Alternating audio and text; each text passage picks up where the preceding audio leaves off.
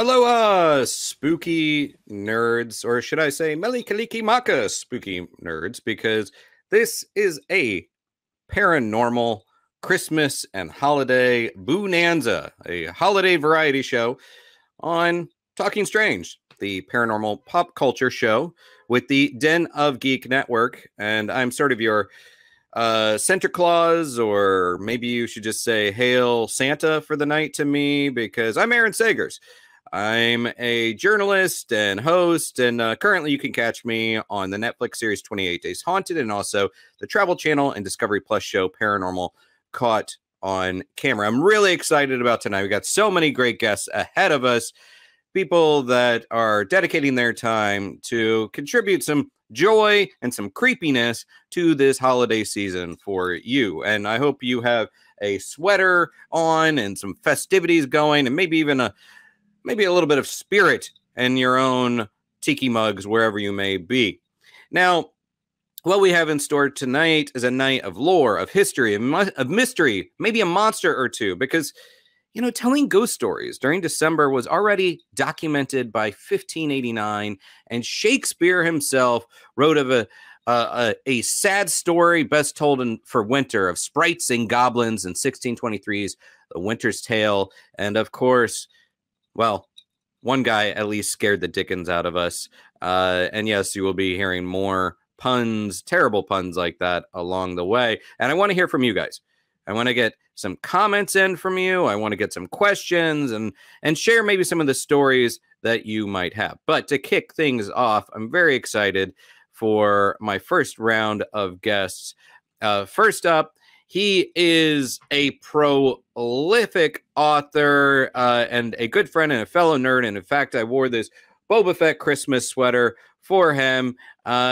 Welcome to the stream, Mr. Richard Estep.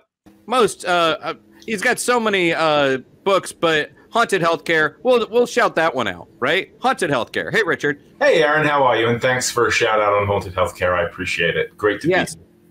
So many great books that you have, so it's hard to pick just one. And next up is another prolific author. He is also the host of the New England Legends podcast, which also has an incredible app where you can literally legend trip.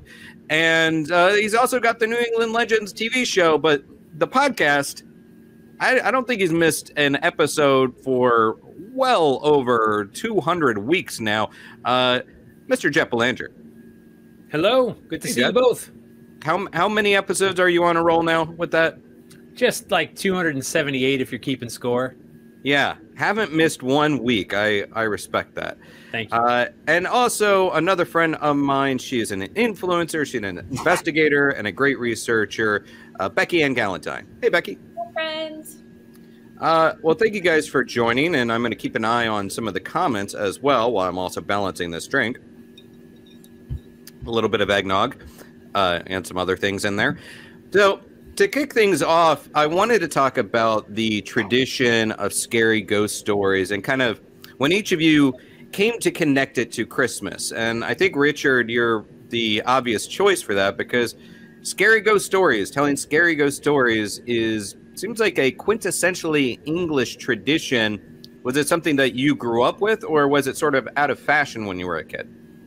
Well, you know, Aaron, I'm a child of the 70s and a child of the BBC of the 1970s, which means there were some pretty dark stories put out by the BBC back then, whether Christmas or not.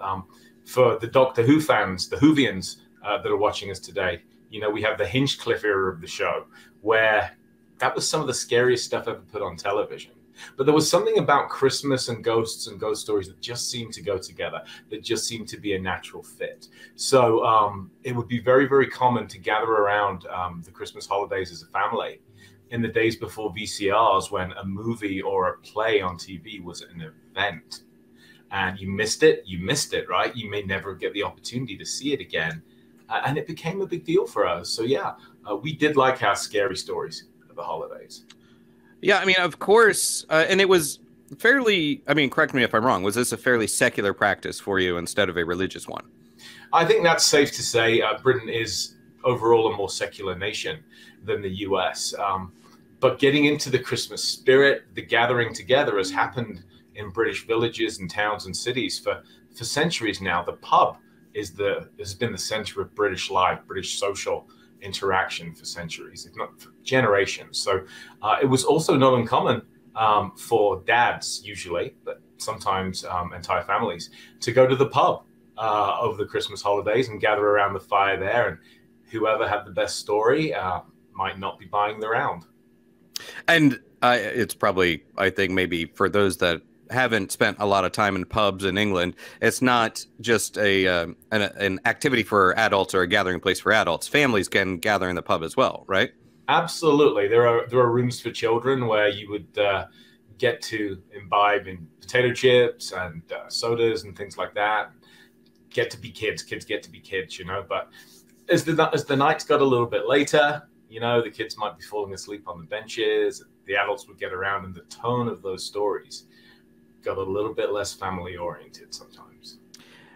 Jeff, I want to throw this to you because, of course, Charles Dickens, he published A Christmas Carol in 1843. He had already at this point been kind of toying around with this notion of Christmas and ghosts and goblins and whatnot. He had written about it in the Pickwick Papers in 1836. But for us, stateside, during this lead up to what was happening at this time, I mean, 1843, Dickens publishes his Christmas Carol, becomes a blockbuster hit, and really brings back this English countryside tradition of telling ghost stories. But what were we doing over here? So Dickens' story didn't take off in the United States when it first came out. Dickens refused to come back to America so long as slavery was still legal. He was over here. He was writing a travel log of his journals through America, and he was appalled. At one point, he was served dinner by slaves in Maryland, and he said, "I felt a party to it. It's disgusting. I can't come back here." So we're leading up to the Civil War, and the story and the holiday, by the way, is still not a big deal all the way into the 1860s. But once the Civil War is finished, once that's done with, once slavery is abolished, and America is hurting very badly, Charles Dickens knows that, you know, his story can really change things. And so in 1867, he came over to Boston, stayed at the Parker House Hotel, where he practiced over and over reading his story, and then started bringing it to theaters, first in Boston and then throughout the U.S. And that really started to catch on the same way it did in England in 1843. It just took a couple decades later before it really started to catch on here in the U.S. And then, of course, federal holiday followed. You know, in 1867, you still had to go to work, still had to go to school on Christmas Day. But his story really started to change things. This ghost story that, of course, you know, came to really define what the holiday's supposed to feel like. And Jeff, now, when Christmas Carol came out, we were in the throes of the Industrial Revolution, so people were really, they were going to work. It was just another day, and it was actually kind of an American that helped remind Dickens of that old countryside tradition of telling Christmas carols. I mean, Dickens, and I mean, to your point, the slavery, like this, he really was a champion of rights and also of common people and working people. But do you know much about Washington Irving and the influence that Irving had on Dickens? So Washington Irving was all about St. Nicholas, really bringing St. Nicholas to America, patron saint of New Amsterdam, which of course became New York. And St. Nicholas is so much the central figure of this entire holiday. And you have to remember that in Europe, St. Nicholas and Santa Claus are two different people, right? St. Nicholas comes on December 6th. Santa Claus comes on December 25th. St. Nicholas was a real person from the land of Myra. Here in the U.S., we've sort of put them both in a blender, and we refer to St. Nick and Santa Claus interchangeably. But St. Nicholas was just like the people's saint, you know, a rich guy, gave all his wealth away, helped people out, all kinds of crazy miracles attributed to him. And that's the guy who brings the gifts. And so he's really the kind of saint just the every man and every woman could get behind. Yeah. So yeah, it was really Washington Irving that was already pushing that narrative, and then Dickens came. And if you know A Christmas Carol, Santa Claus, Saint Nicholas isn't really mentioned once. Of course, the Ghost of Christmas Present is very familiar to those of us that know the story, but he's not called Santa or Saint Nick at all. Yeah, with Washington Irving, he was writing about Saint Nicholas in 1809, and it was the founding of New York. Supposedly, Saint Nicholas flew over the trees when the Dutch arrived and pointed to where they should start their settlement. But then a couple of years later, he wrote the sketchbook of Geoffrey Crown, Gentleman, in 1819, and that was when Dickens was about like 7 years old or so, I think. And that kind of, at that point, I think Dickens was still living a nice life before he was essentially, his father was thrown into debtor's prison, before he had to work in a factory as a child, before he met crushing poverty. So I think by the time he encountered Irving's work, it reminded him of a life that he had lost, and then started kind of gestating that once by the time A Christmas Carol came along. Well, you have to remember too, though. Like, I mean, in England, Dickens took it to a whole other level. But every year there were Victorian ghost stories that were coming out. Yeah. Dickens just made the best one, the one that we all remember and still talk about. So I think it's fair to say Dickens was probably more influenced by his own countrymen than Washington Irving. But sure, I mean that the whole thing was building, and the elephant in the room that nobody's mentioned yet is that this whole holiday is all about the winter solstice. Mm-hmm. It's the longest night, it's the shortest day, it's the oncoming frightening season of winter. That's what Saturnalia was about. That's what Yule is about. That's what Christmas is about, right? This holiday is really the oncoming of this frightful season that we have to try to survive. It's scary. I want to skip ahead just a little bit, because Becky, I mean, that's something that you were talking about, how even though now we kind of view Christmas in a lot of ways as the sugar cookies and the bright colors and everything, there was not too long ago, even amongst Christmas cards and some of our carols, we were being reminded of death and the macabre. Yeah, absolutely. So I found this story, actually, I was traveling through New York. I was headed home, and I passed through this little town on the border of Pennsylvania called Honesdale, Pennsylvania. And it's this cute little town. It really looks like picturesque, like a little postcard town. And I passed this sign that says Winter Wonderland.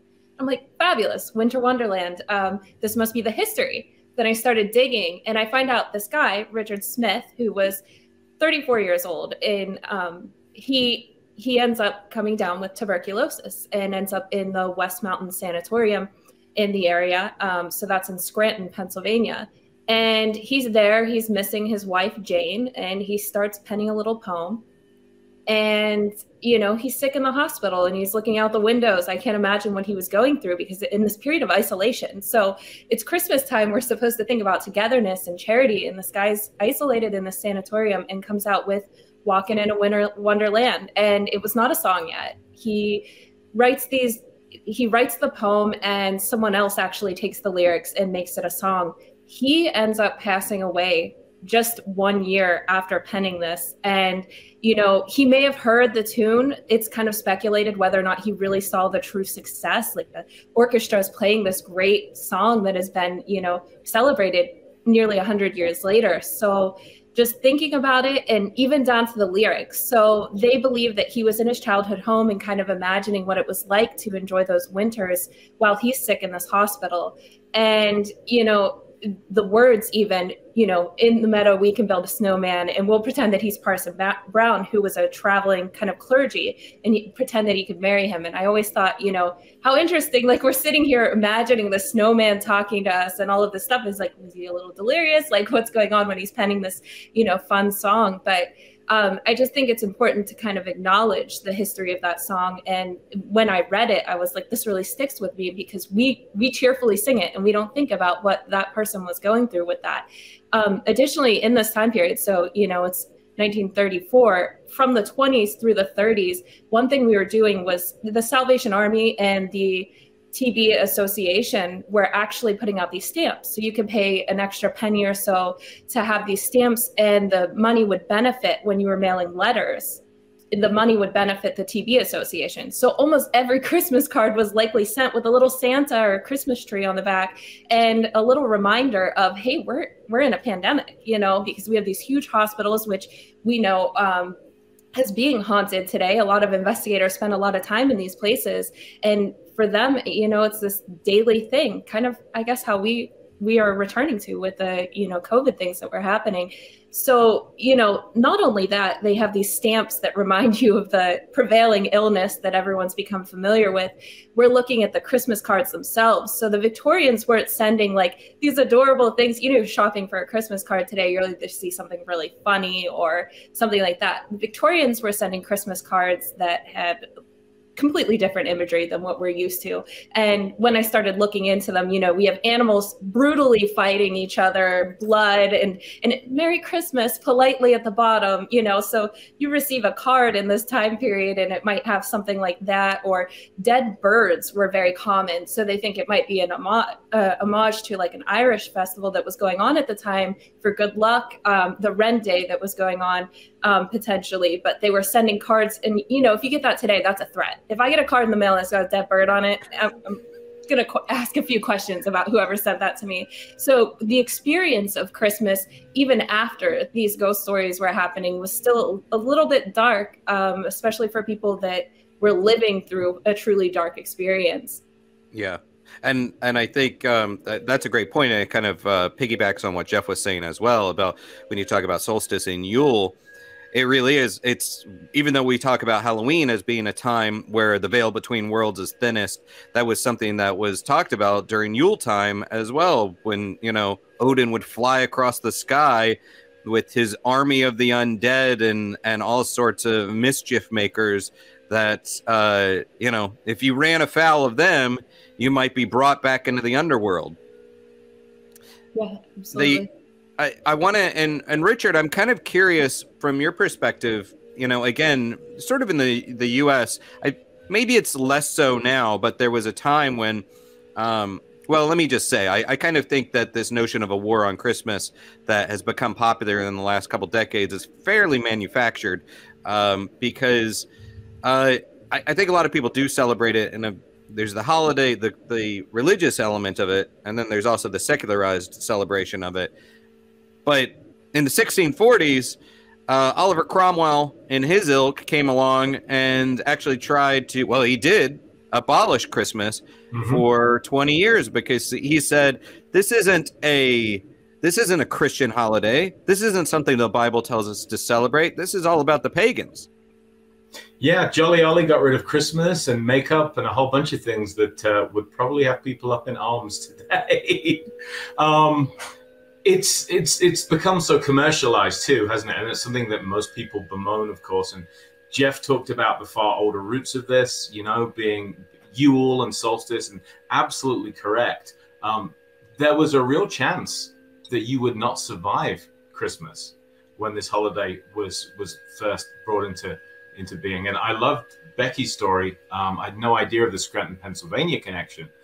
So that fascinates me too. The origin of what I've always thought of as a happy song. I don't think I'll ever listen to that in quite the same way again. But over in the UK, certainly, it is this time of gathering. It has always been this time that children salivate looking forward to. And I just did research on white Christmases, speaking of Christmas songs, and it turns out that my memory has been playing me false. I had so many fewer actual white Christmases during my British childhood than my memory would tell me. But the presents, the gathering, the tree, all of the trappings of Christmas, getting to see people that you perhaps didn't see throughout the rest of the year, the distant relatives, the friends of the family, the gatherings. And then there were treasuries, and I would love to talk about that briefly, because one of the great storytelling traditions the Victorians gave us was the Christmas treasury, this idea of a book of stories that all interlinked, that fitted the season.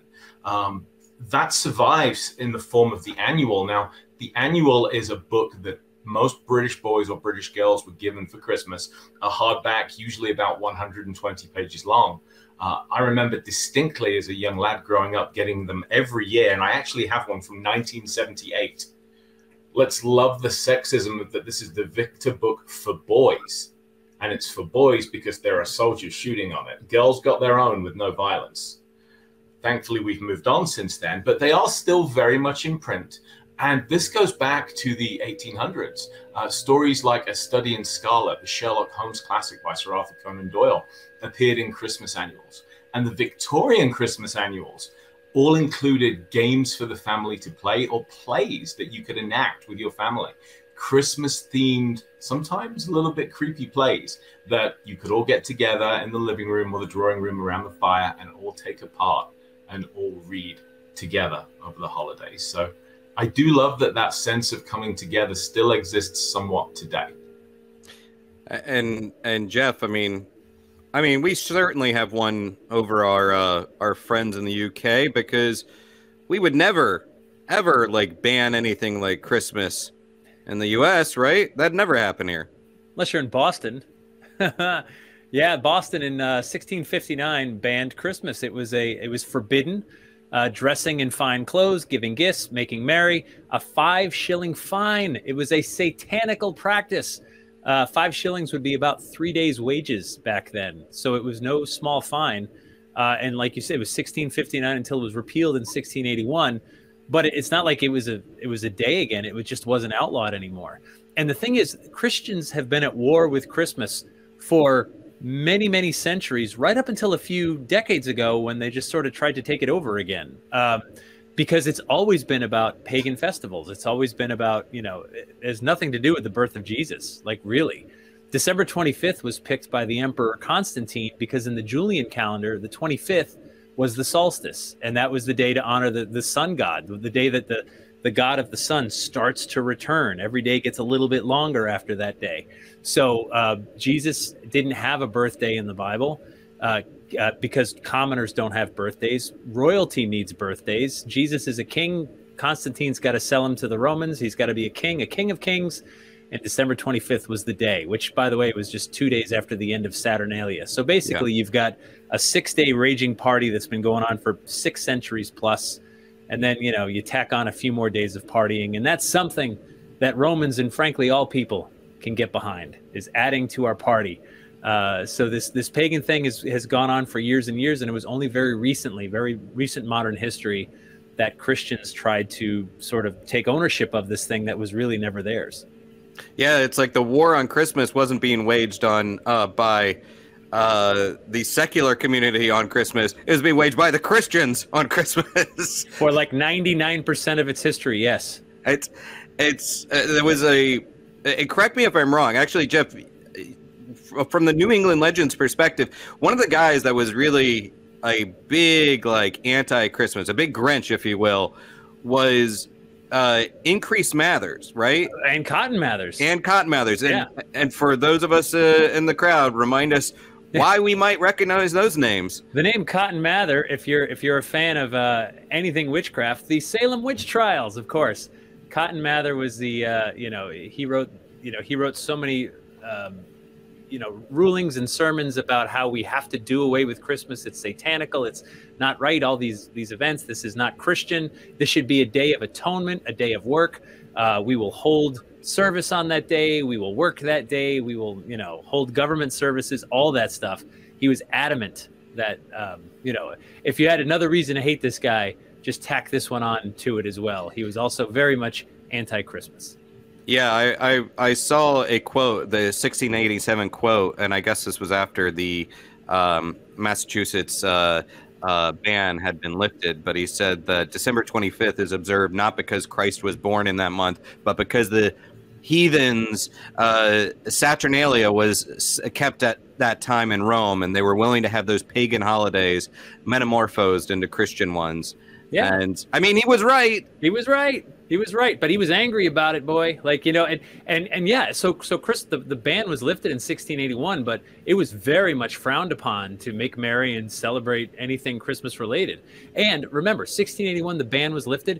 1692 was the witch trials. So, you did what the church said, or it could cost you your life. Yeah.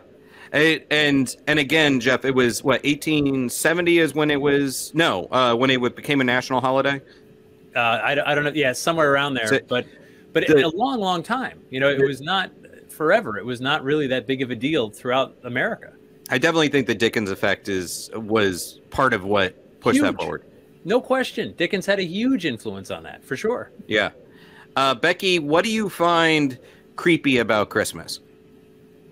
Well, so the one thing that's kind of different in my experience too, I think in contrast to other people, is that I grew up with The Nightmare Before Christmas, which, you know, it is what it is. We see it everywhere now. But for the time period, my generation has grown up with the blending of Christmas and, you know, kind of Halloween, spooky stuff. It's become something like that. And one of the other things that I did growing up was going to the Dickens of the Christmas festivals. So that's why it really resonates with me when you're speaking of things like this. So I would go to a town called Wellsboro, Pennsylvania with my family.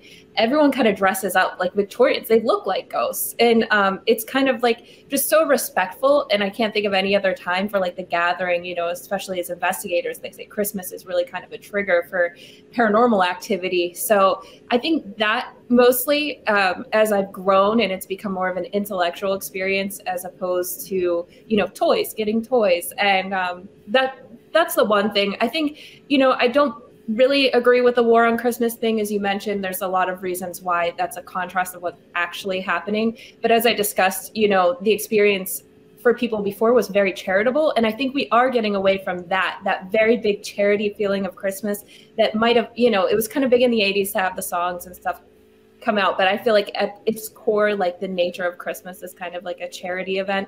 But when I was researching, I was finding, you know, the patients in these asylums were like making gifts for kids and in the poor, and alternatively kids in schools were making things for people in these hospitals. And you know, I thought about that and I'm like, I remember having like food drives and stuff like that, but I think that helping people who have no connection to you have kind of gotten away. I guess it's not really creepy, but just seeing the shift of what Christmas means has really changed a little bit.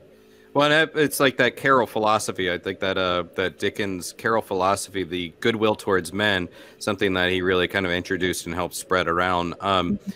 Jeff, just as we're going to wind down this segment, but I'm curious, like, even though we in America haven't been known for telling these scary ghost stories at Christmas Eve, even though Andy Williams referred to it in his song, has it been sort of percolating for a long time? Because we have, even though it's not been part of a tradition, we had things like It's a Wonderful Life, which is essentially has a lot of paranormal elements to it. We've had The Grinch, which is essentially a Krampus-esque character. Has it been baked into us, even though we haven't called it out as a tradition?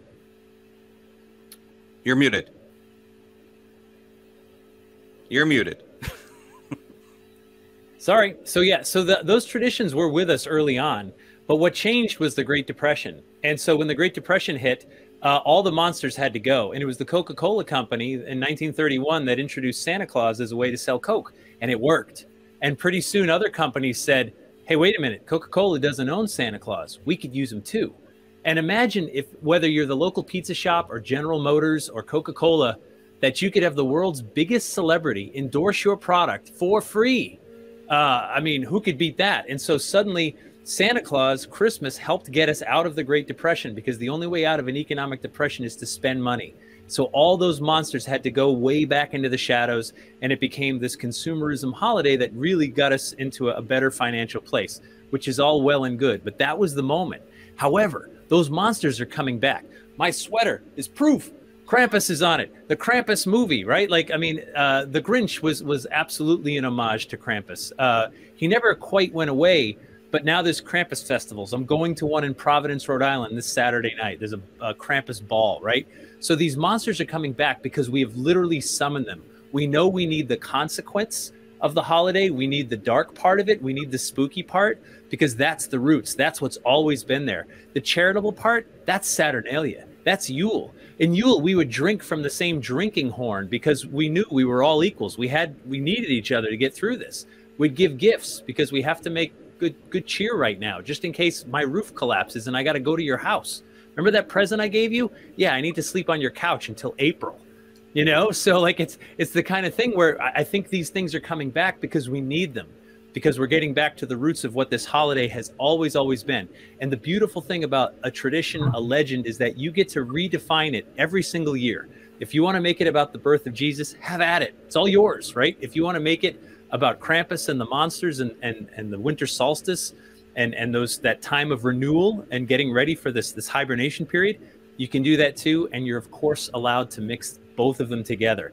That's the beauty of it. You know, this is a holiday that we get to define for ourselves year after year after year.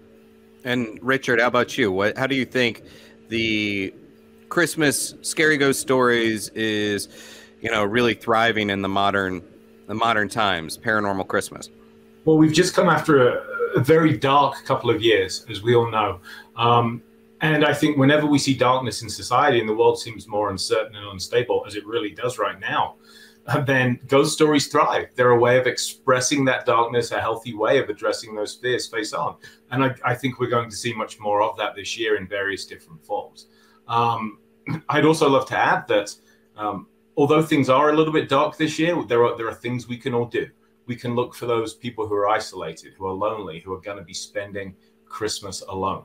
And we can do something about that. Like Jeff said, you know, they're not going to want to sleep on your couch till April, but you can go over and introduce yourself. You can take them a meal or something of that nature. So there are opportunities to remember what Christmas really should be about.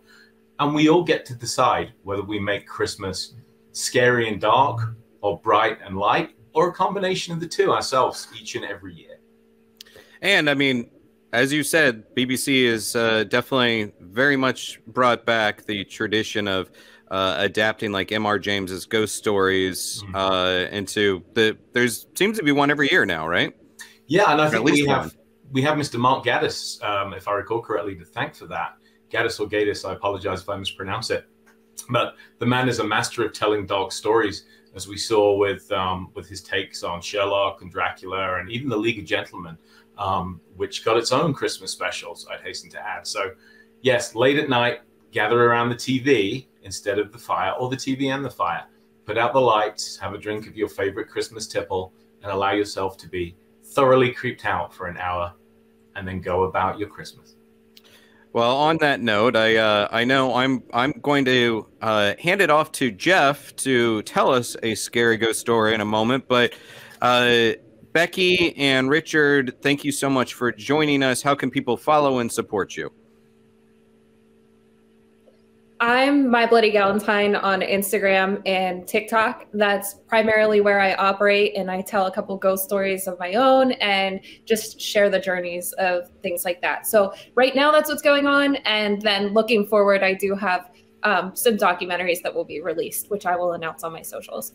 Excellent. And thank you. And Richard? You can find me online at richardestep.net. My books are available in most bookstores. New season of Haunted Hospitals is due very soon. And if I may just sign off with a genuine tip of the hat to everybody who's spending this Christmas behind the dashboard of a fire truck, an ambulance, an emergency response vehicle, in a hospital, the people that are going to stand watch so we all can celebrate safely. Thank you. Thank you, Richard. Thank you, Becky. It was truly a gift having you guys here today. And happy holidays, Merry Christmas, and season screamings. And with that said, I'm going to let Jeff Belanger take over and tell us a Christmas ghost story, and going to give you the room, Jeff. Thank you. Thank you. This is a story called The Mistletoe Bride. It's my own version of it. It's an old one that I sort of rewrote. So around here, folks will tell you that a Christmas Day wedding is bad luck.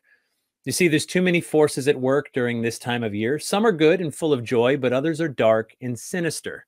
And it's been that way for thousands of years. Now, when someone stands under the mistletoe, it's customary to offer a kiss as a token sign of affection, but only if you can catch the person standing underneath. Now, that's the game Mary Worthington was playing with her groom on the morning of their Christmas Day wedding. Mary had found a wealthy older suitor in John Pendleton. He adored his young bride and as his most valued possession, and she loved the attention and affection that John poured over her. "What would you like for Christmas, my darling? I'll give you anything you want," he said. "I just want to be married this very Christmas," she replied. John's face turns pale only for a moment. His mother, who's rather prone to superstitions, had told him Christmas is not the time to trifle. It should be left on its own and nothing more. She would never approve of a Christmas wedding, but his fear of letting down his love far outweighed his concern over silly folk tales. So this Christmas morning, when Mary dashed from the mistletoe before he could kiss her, John was all too happy to give chase. "Count to 10, John, then come and find me," she calls out as she dashes off with her white wedding dress swaying behind her like a snowy gale, and the fresh green mistletoe in the grasp of her right hand. Short of breath already from the day's excitement, John begins to count. 1, 2, 3, 4. He counts, thinking about connecting his lips with hers. 5, 6, 7. He imagines the feel of her body pressed against his. 8, 9, 10. He dares to daydream just for a few hours from now when they'll be man and wife. "Ready or not, here I come," he calls. John searches through the rooms of his stately manor home. He opens the closet door, ready to find his young love, but she's not there. When seconds turn to minutes, John's feelings turn from playful to feeling rather foolish. He calls out to Mary, "Very well, Mary, you've won. I give up. Please do come out." But he's only met with silence. John searches another room, and now his temper flares. "Mary, we're to be wed in just a few hours. Stop with these silly games." More silence. John implores his servants and family to aid with the search. From room to room they look, but there's no sign of Mary anywhere. The minutes turn to hours. The time of the noon wedding arrives, then passes as guests and family look at each other with discomfort. But John's mother, yes, his righteous mother, who values being in the voracious beyond all other things, only offers her son a curious sneer. She doesn't have to say it. He knows. He knows. She warned him of a Christmas wedding. She warned him that Christmas magic has a dark side. But did he listen? No. She says all this and more with only a sneer. Night falls, and no sign of Mary. She's gone. Simply gone. For days, the family continues to search. They ask folks in town. They ask anyone who will listen, but Mary has vanished without so much as a dainty footprint in the snow. After a month had passed, John orders all of Mary's belongings to be boxed up and placed in the attic should she ever return. And soon, John closes himself up like the many boxes and trunks containing his lost love's possessions. Time, which is so often our enemy, takes a heavy toll on John Pendleton. As seasons pass, John finds that each room of the manor house holds too many memories of Mary. It's more than he can bear, so he leaves. The stately manor house sits empty for many years, save for the pitter-patter of ghostly feet, because homes can hold memories the same as people. As the painted facade faded and turned gray, so too did John, until the man crumbled, never recovering from his broken heart. When 20 years had passed, the family took it upon themselves to sell the old manor house. As they entered the attic to empty out any old belongings, they see a strange trunk sitting by itself in the corner. Curious, the servants approach. They lift the rusty old latch and open the lid with a groaning creak. And there, inside the trunk, lay a skeleton wearing a wedding dress, and in her hand, the spindly, bonely fingers hold a sprig of green mistletoe, looking as fresh as the day it was picked. Which is why folks around here will tell you a Christmas Day wedding is very bad luck indeed, because Christmas magic also has a dark side. Thanks. You're muted, Aaron. Yeah. I'm muted, Jeff, because that was so spooky that I needed to shudder in silence for a moment. No, that was great. Thank you. Thank you so much. That's a pretty classic story, right? Yeah, it was done a long time ago. A couple of years ago, I had sort of written my own version of it, and my buddy John Judd set it to music, and we put it out as kind of like a bonus podcast. It's just like 7 minutes long. The idea being, hey, Christmas Eve, if you don't want to read your own story, you can just play that one. Yeah, I love it. Thank you, Jeff, for your time. How can everybody support you and the podcast? Yeah, you can find me online. My website is my name, jeffbelanger.com. The podcast is New England Legends. You can get it anywhere you get your podcasts, and you can find me on, Twitter and Facebook and Instagram and all that. And always happy to be on the journey with fellow weirdos. So thank you. I appreciate it, Jeff. Happy holidays, Merry Christmas, and keep Christmas creepy. You too. Thanks. Thanks, Jeff. All right, guys, and we are about to bring in another guest. That was Beckie-Ann Galentine, Richard Estep, and Jeff Belanger, good friends that are just so appreciative of their time, them donating their time. You know what? We have from beyond, well, not really from beyond, but just another country, the Ghost Maidens coming up. But before we do that, I do have someone that wants to pop in and give a little bit of a greeting. So let's hear from Paranormal Caught On Camera and his many projects, including Pathways, Mr. Brian J. Cano.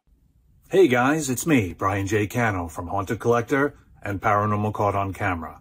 I just wanted to extend season's greetings to all the viewers of Talking Strange, because even though we've passed on from our Christmas, the Halloween season, the Christmas season itself is not devoid of its own ghost stories.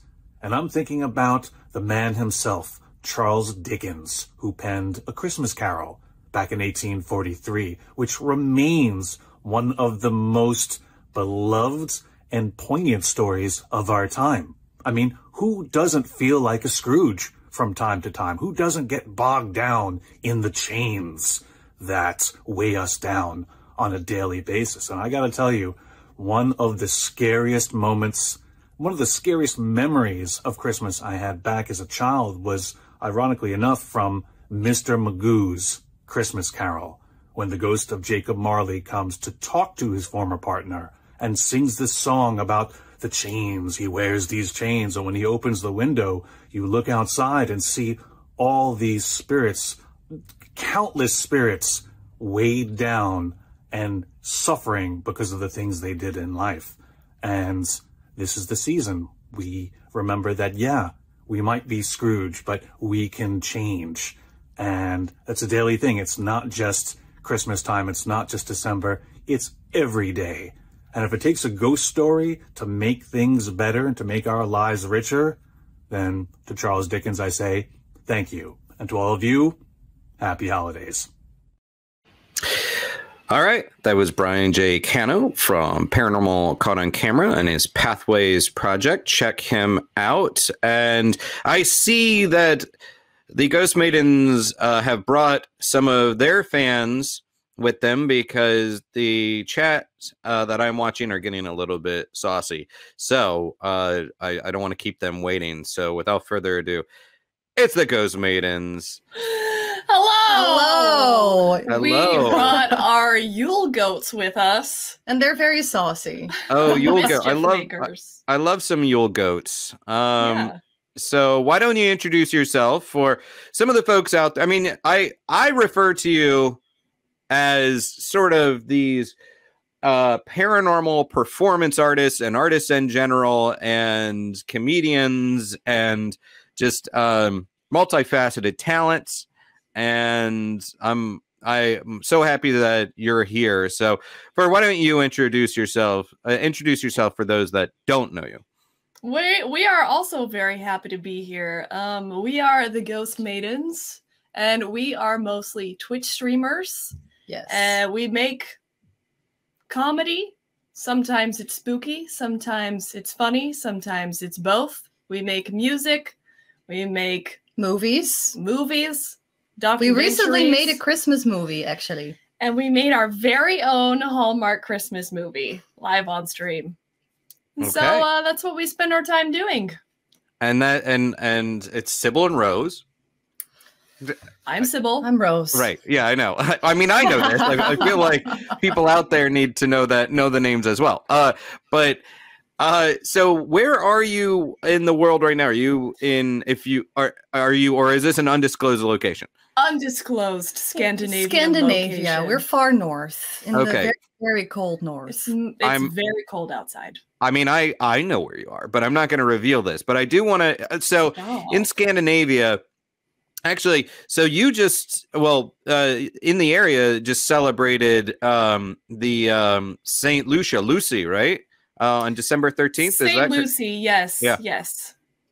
Talk a little bit about her if you can, or maybe some of the other kind of the holiday and Christmas monsters, goblins, festivals, pagan connections that you see every year? Well, St. Lucy is basically honoring a Christian saint from many, many years ago that the Romans put to death. And of course, you combine it at this time of year with the bringing of the light. And you're supposed to have the eldest daughter, I think, of your family serve treats and cookies, wearing a white dress, very maiden-like. Mm-hmm. Little kids dress up as St. Lucy also. Yeah, the St. Lucy, and look, I certainly would not be one to judge since I'm not from there, because we certainly have our own quirky customs, but she seems to, from my readings, has like a bit of a dual identity, that there's the kind of the Lucy that's connected to the wild hunt and kind of has sort of a dark side to her. And then also, yes, the Christian saint, but she wears candles on her head. She's followed by a procession of girls, and then has like spirit boys or star boys that follow her. Oh yeah, there's something like that. Yeah, I like that, star boys. It's very midsummer, like the movie it is. Midsummer. Yeah, no one really wants to run into a maiden with candles on her head in the dead of night, I think. So do we know why she has to offer cookies? I think this is where the darkness comes in also, right? Yeah, this is just in like family traditions. I don't actually know that much about Saint Lucy. Because I know that here in the north they have a lot of troll myths. Yeah. So it could be something with the trolls always need to they receive gifts so that they don't take humans, or so that they don't steal. So it could have something to do with that. Yeah, what I had heard was that there was a lot of interesting that the name of Lucy has crosses over between languages. So some people see a connection between Lucifer. There's also Saint Lucy and Saint Lucia and other places, and that she may have been a consort with the devil and had the devil's children.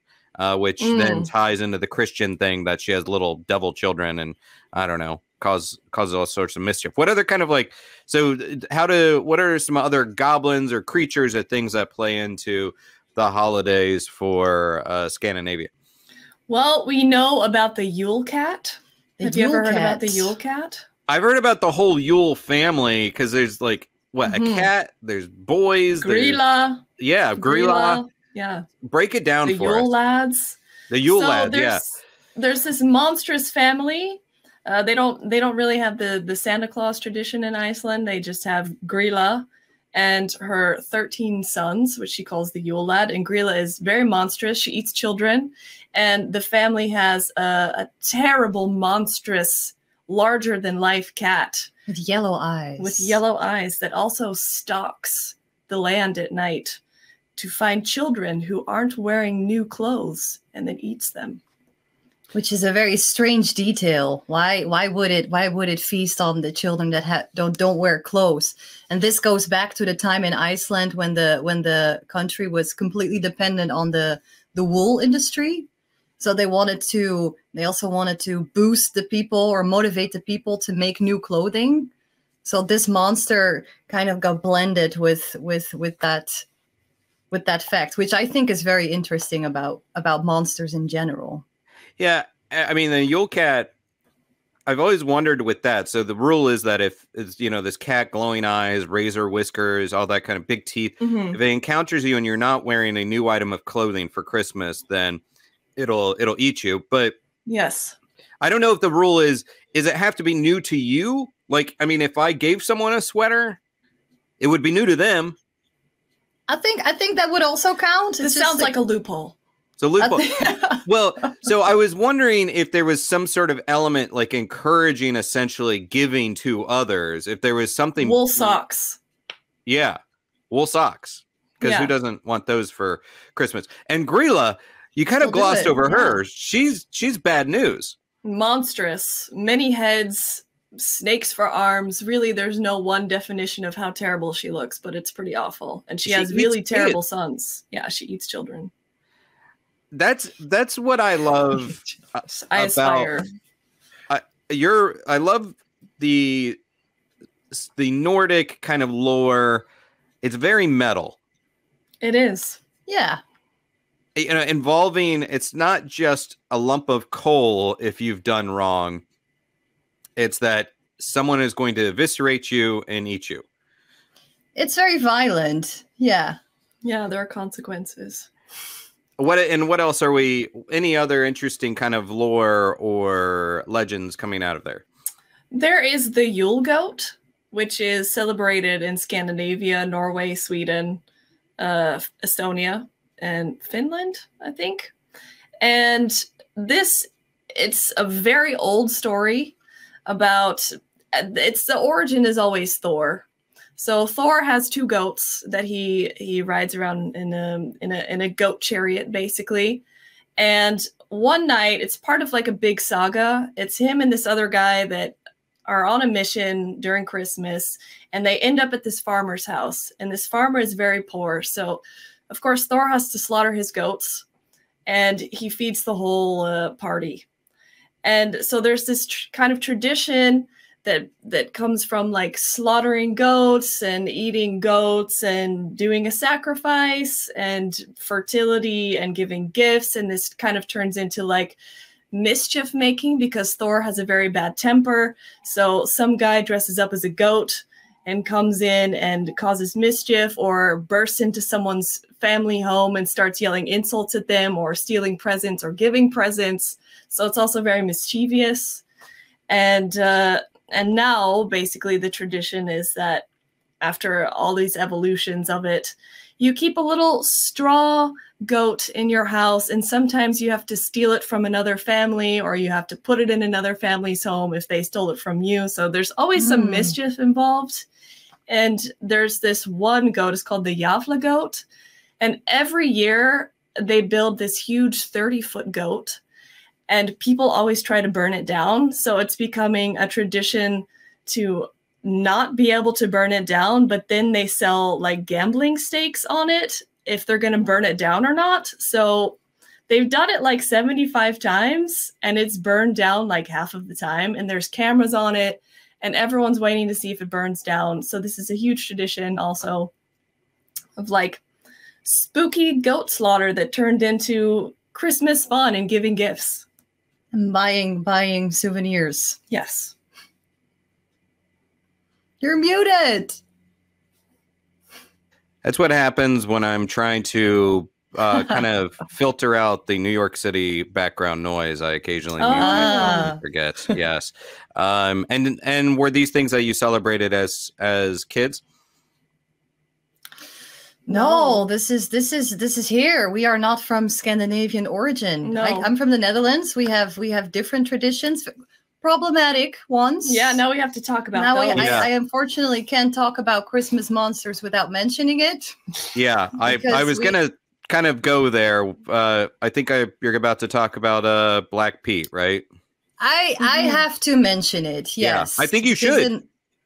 In the Netherlands, the biggest tradition we have, which is right now, it's very much a very political issue, because there's people who want to keep the tradition and there's people who really need to get rid of it, which I'm one of. It's St. Nicholas, and he has an helper. And in the last 200 years, this helper always used to be just like with Krampus, a little bit the shadow side, the mischievous force that accompanies the good. And in the last 200 years, due to the story being retold and the new visualization of the myth, turned it into a blackface, a very racist caricature. And so this is the Dutch unfortunate tradition around these times. This is our version, unfortunately. Yeah. And Sinterklaas, like the Dutch Sinterklaas, is very much what influenced what our Saint Nick. Yeah. When the Dutch came over to the U.S. Same fashion. Yeah, and then we just turned him right into Santa. Well, it took a little bit of time, but then we turned him into Santa. Coca-Cola, yeah. Thankfully, we didn't keep the Black Pete element of it. But so now this black face character, obviously very problematic. They are trying to rebrand it as Sooty Pete, correct?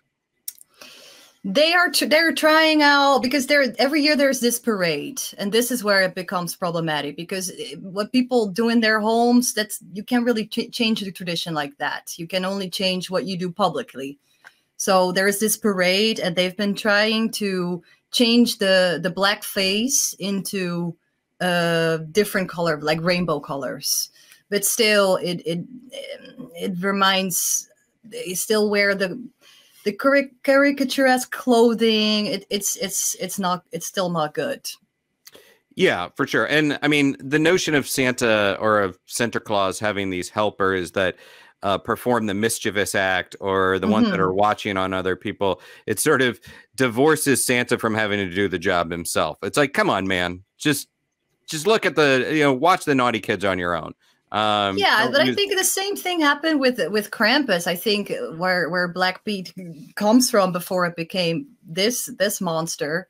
I think they stem from the same idea, the mischievous dark shadow figure.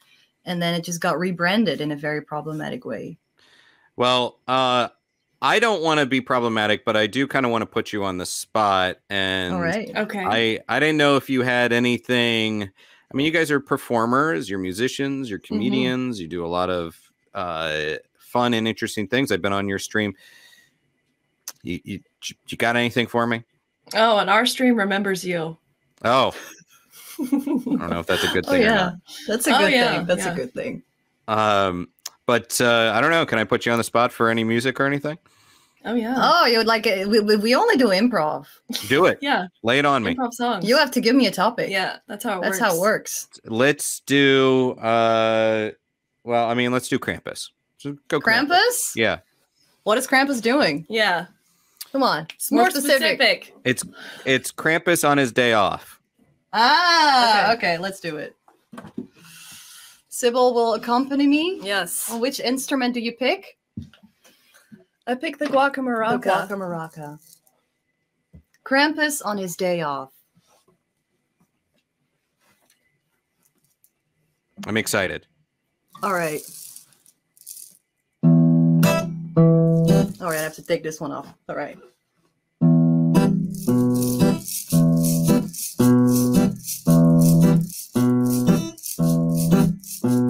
Today, I don't want to eat children.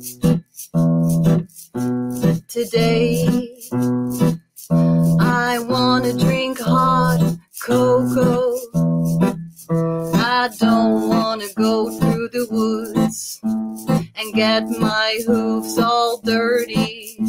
Tonight, I want to get those presents myself. No one ever thinks of me. No one ever brings me a present. Why is everyone afraid? I mean so well. I mean so well. It's just that I look scary. I look scary. All right. Woo-hoo, that was great. That was improv, everyone. Improv. Krampus on his day off. I love it. Exactly. All right, Ghost Maidens. I am so happy that you could join me. I know this was just a short little convo about Christmas in Scandinavia, but what we need to do is bring you back, and we need to do this again and get really weird. And also, the weirder the better. And I am happy to pop over to your stream anytime whatsoever. In the meantime, how can people support you and show you love? Well, we're very easy to find. If you just type in the Ghost Maidens on the old Google bar, you'll find so much. Instagram, Twitch, YouTube. Other places. All over the place. And those balloons mean someone just followed us. Yeah.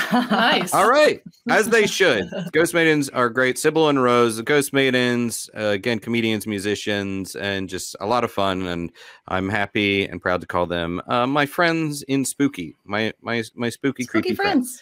So friends. Ghost Maidens, thank you so much. Happy holidays. You're welcome. Thank you for having us on. Season screamings. Watch out for Krampus. And Krampus. Krampus. I will talk to you guys soon. Bye, guys. Bye. All right. Bye. All right. That was the Ghost Maidens, and so happy that they could join us. I love the heck out of them. Please follow and support their work. They're definitely doing great things, and I know that they've got a lot of big stuff on the way, actually.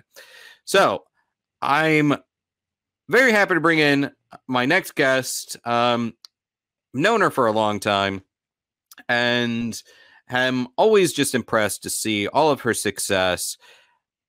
Most recently, Portals to Hell, Paranormal Lockdown, Paranormal State. She's all over the place, and she continues to constantly create. She's an innovator. She's a friend, and she is Katrine Weidman. Katrine, hey. Hi, that was such a lovely intro you gave me. Thank you. Thank you. Thanks for joining me today. And yeah. How is your holiday season going so far, Katrine? So far it's pretty good. I always like to do a lot of things for the holidays, so my husband like kind of begrudgingly joins me. But we just went to, where did we go? We went to the orchestra this past weekend, and then we went to see we have near us, it's called a Bach choir. So they sing all of Bach's music, and they're like, world renowned. And so we went to their Christmas concert. It was pretty, it was, I mean, I don't want to say it was pretty good. That's like awful. It was actually amazing. And then this weekend orchestra again. And yeah, so we did lots of Christmassy stuff. What are some of your childhood Christmas traditions, the things that made, or, holidays in general made it really special for you? Yeah. So my mom is a huge gift giver. She loves doing it. And of course, as we were kids, always thought it was all Santa, some of it was Santa. But, my mom definitely did a lot of work. And so we would all, me, my sister, and my brother, we'd all sleep in the same room together on Christmas Eve. And we had special Christmas jammies that we would wear, and we wake up and we'd be so excited and by our beds.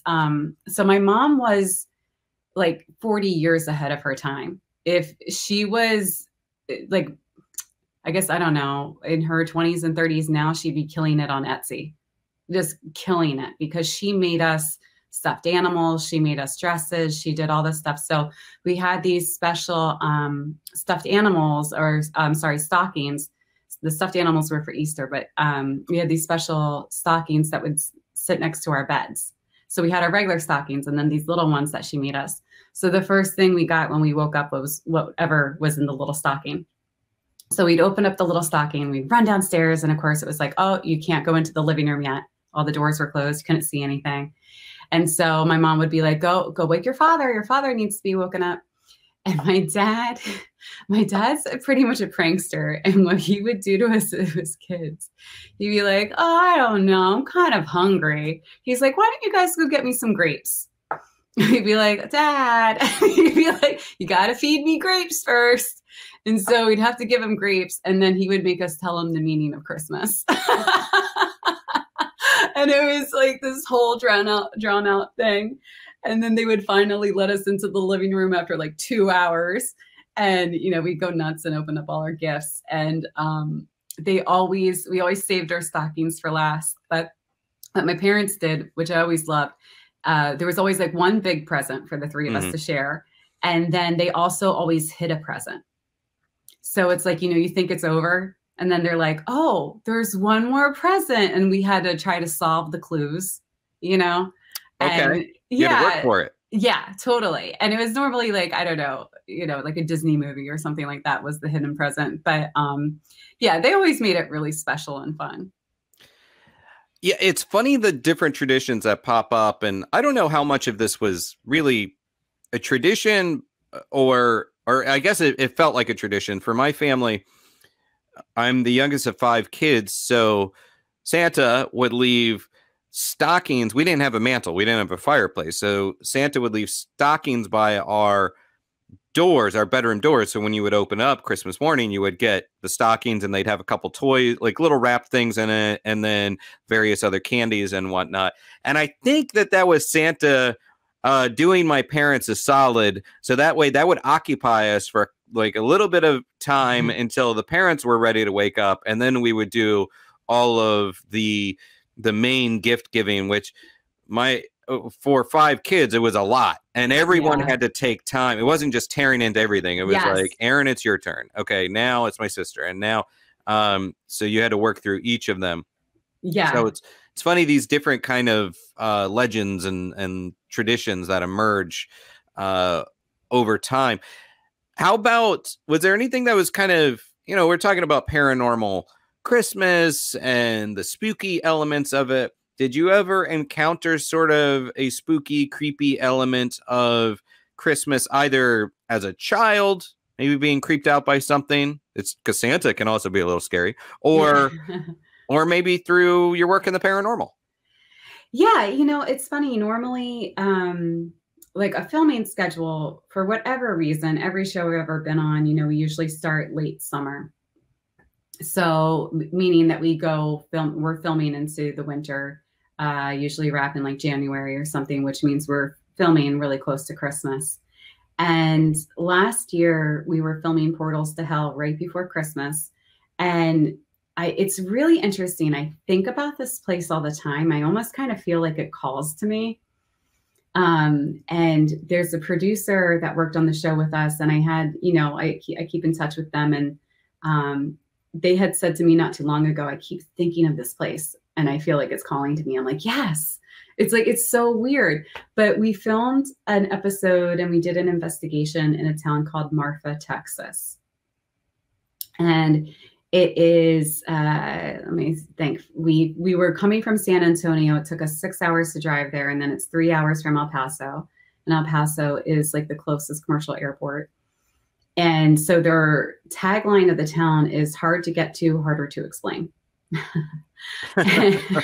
So they like fully embrace, they like know there's something weird going on there. Well, and it's Marfa, Texas is known for the Marfa lights. The Marfa lights, yes. Yes, which if nobody knows what the Marfa lights are, we actually got to see them when we were there. They don't show up all the time. And we saw them a couple times. I have video of them. And what they are is you go to this, there's like a lookout that you go to. And in the distance, you just see these random lights pop up and then go away. And then they pop up somewhere else and then they go away. And a lot of people are like, oh, it's just cars. It's car lights and that's all it is. But what's funny is the first documentation of these lights predate cars. So then it's like, well, can't be cars then. Yeah. And, even when we were out there, we were specifically looking at the cars that would pass. And keep in mind, it's not a whole lot. Like, this is a very remote town. And you're also not like in the center of town where you go to see these lights.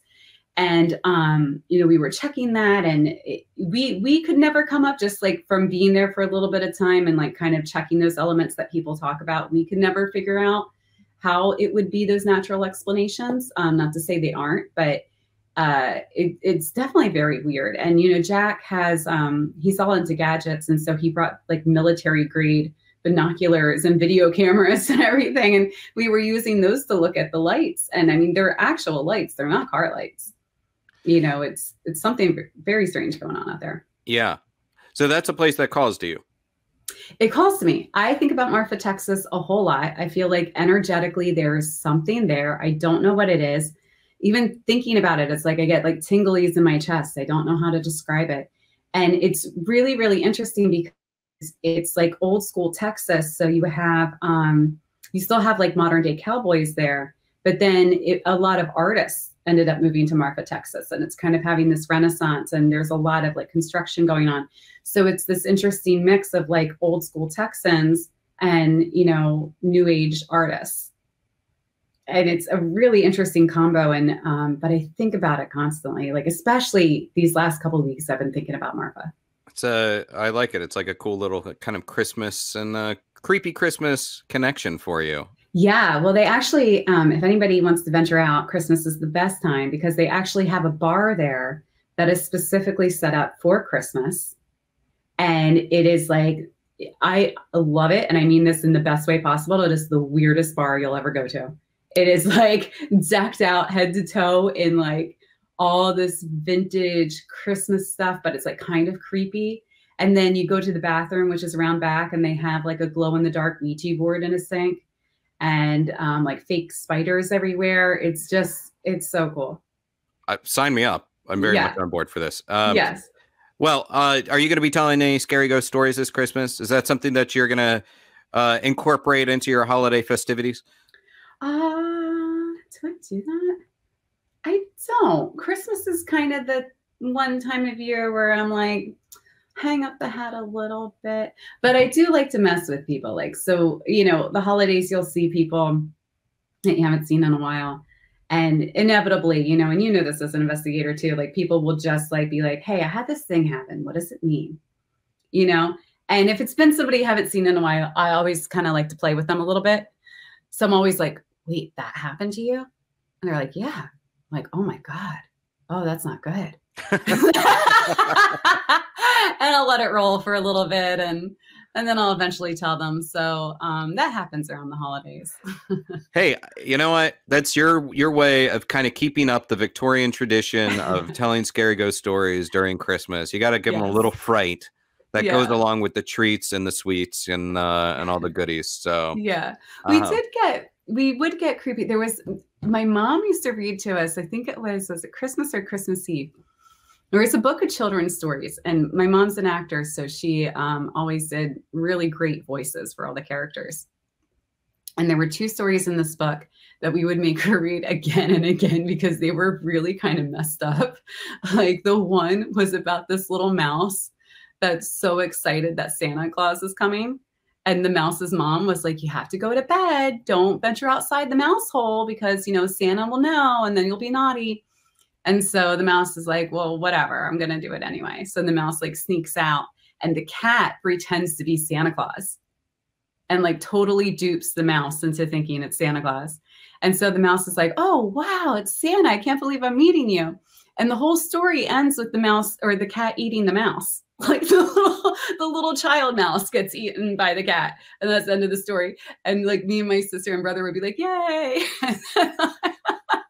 It's the way of like scaring kids straight before you could send them to jail for the day. It was Christmas stories as a way to keep kids in line. Because yes, you'll give you a gift, or I mean, there's folklore. Oh, I forget. Is it Hans Trapp? There's these Christmas helpers that are also child eaters and child killers. You know that if you just piss them off, they're going to slit your bellies and fill you full of stone and things like that. So, or you'll get eaten by a mouse. And there is the Yule cat, which is Scandinavian. So who will also, he eats children, not so much mice. But Katrina, I'm so happy that you could join. I know you don't have a lot of time, but how can people support you, keep up with everything that you're doing? You got a lot of projects going on.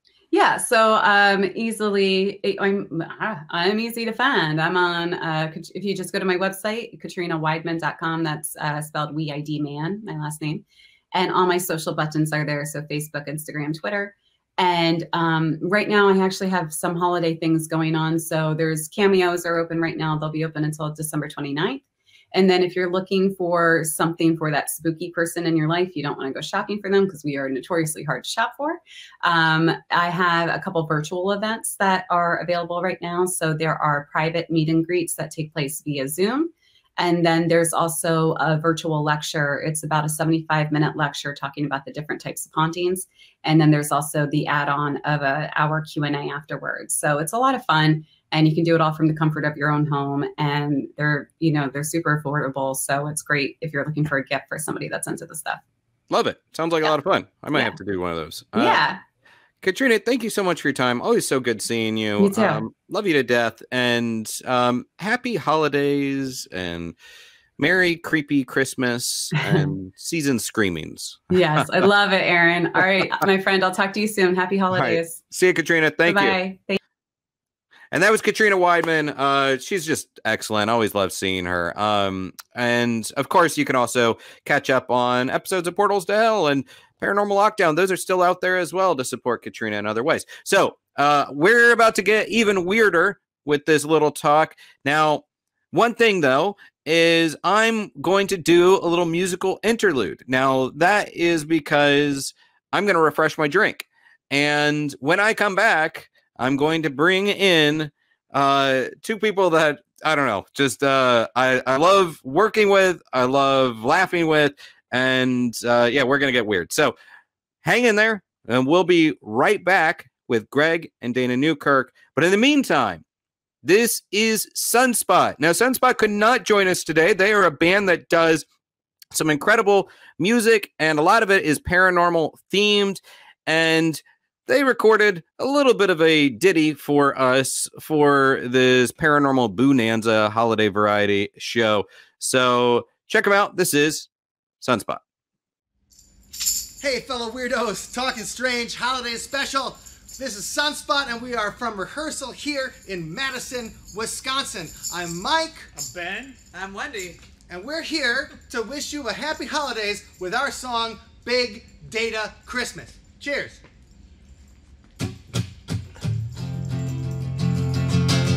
You used to be such a pain to shop for, used to be so tough. I never knew just what to get, and I never got enough. Oh, it always broke my heart to see you sad under the tree. Oh, but this year will be different thanks to your internet cookies. Well, we always thought the government would try and read our minds, stick us in a gulag, maybe make us work a mine. But we gave up all our secrets for some email that was free. Who'd have thought the techies were the real enemy? This Christmas I just want my privacy. So I know from now until all to Christmas Eve, I'll see everything you're looking for and everything you need. Well, I guess that they know you better than I ever could.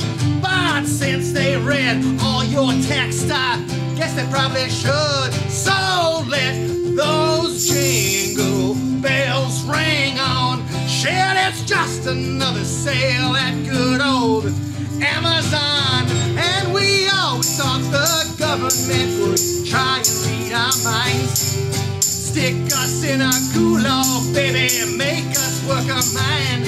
But we gave up all our secrets for some email that was free, and pictures of vacations of people I never see. This Christmas I just want my privacy. Said it might be creepy cause he spies on little kids, but that bearded fat man don't have analytics. Oh, Santa, don't sell your information. Santa, don't work for corporations. Santa, don't use no black hat marketing. Santa, don't use no Facebook retargeting. Let those jingle bells ring on. It's just another sale from good old Amazon. And we always thought the government would try and read our minds, stick us in a gulag, baby, work us in a mine. But we gave up all our secrets for some email that was free. Who'd have thought the techies were the real enemy? This Christmas I just want my privacy. This Christmas I just want my privacy. This Christmas I just want my privacy. Santa, don't sell your information.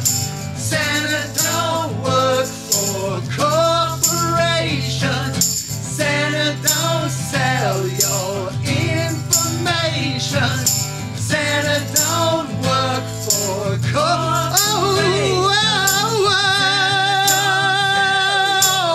Oh, Santa, don't sell your soul.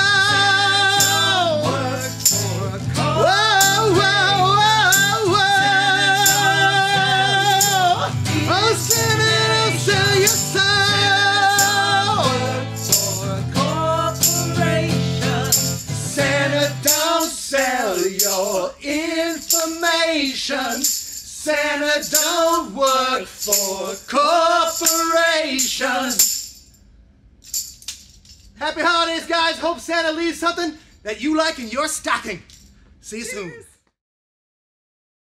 All right. And that was Sunspot. And I see. Oh, okay. There you go. For a minute, I thought that I had timed out, which I was going to blame on the Ghost of Christmas buffering.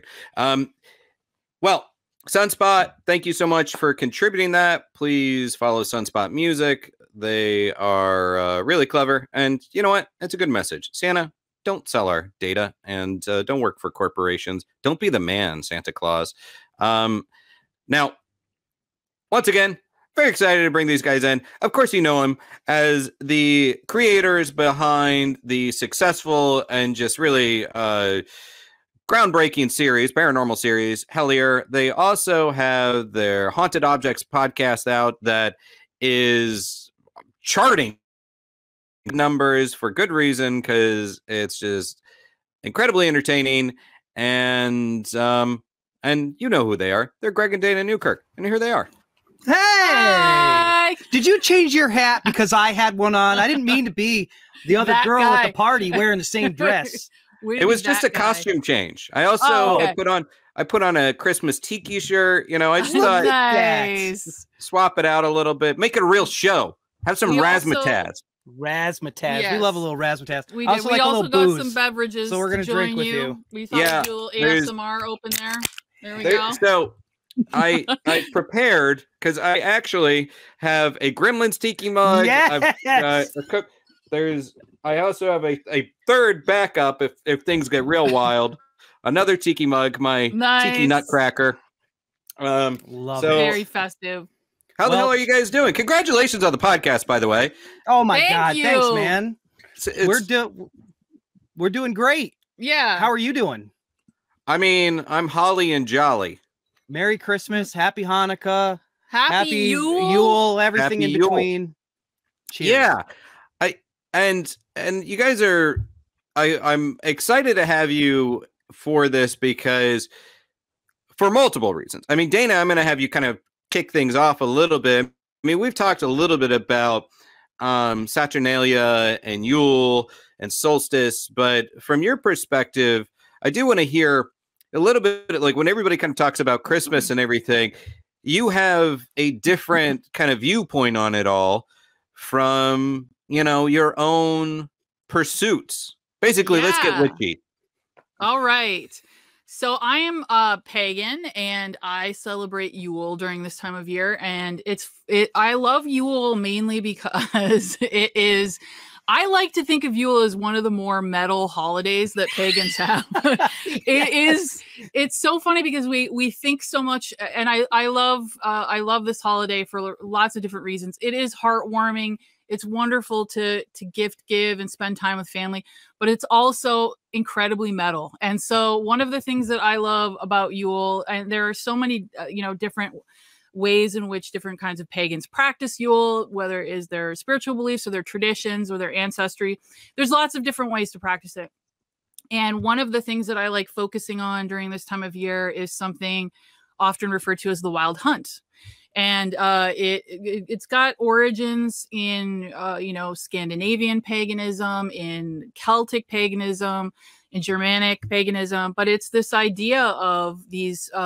Essentially, it was looked at as either Odin or Hern or Kiernanos, which are all different gods from different parts of Europe and Scandinavia. But on that night, on the night of midwinter, which is celebrated on December 21st, usually on December 21st. There was a kind of an epic, spectral horde that just went everywhere across the land.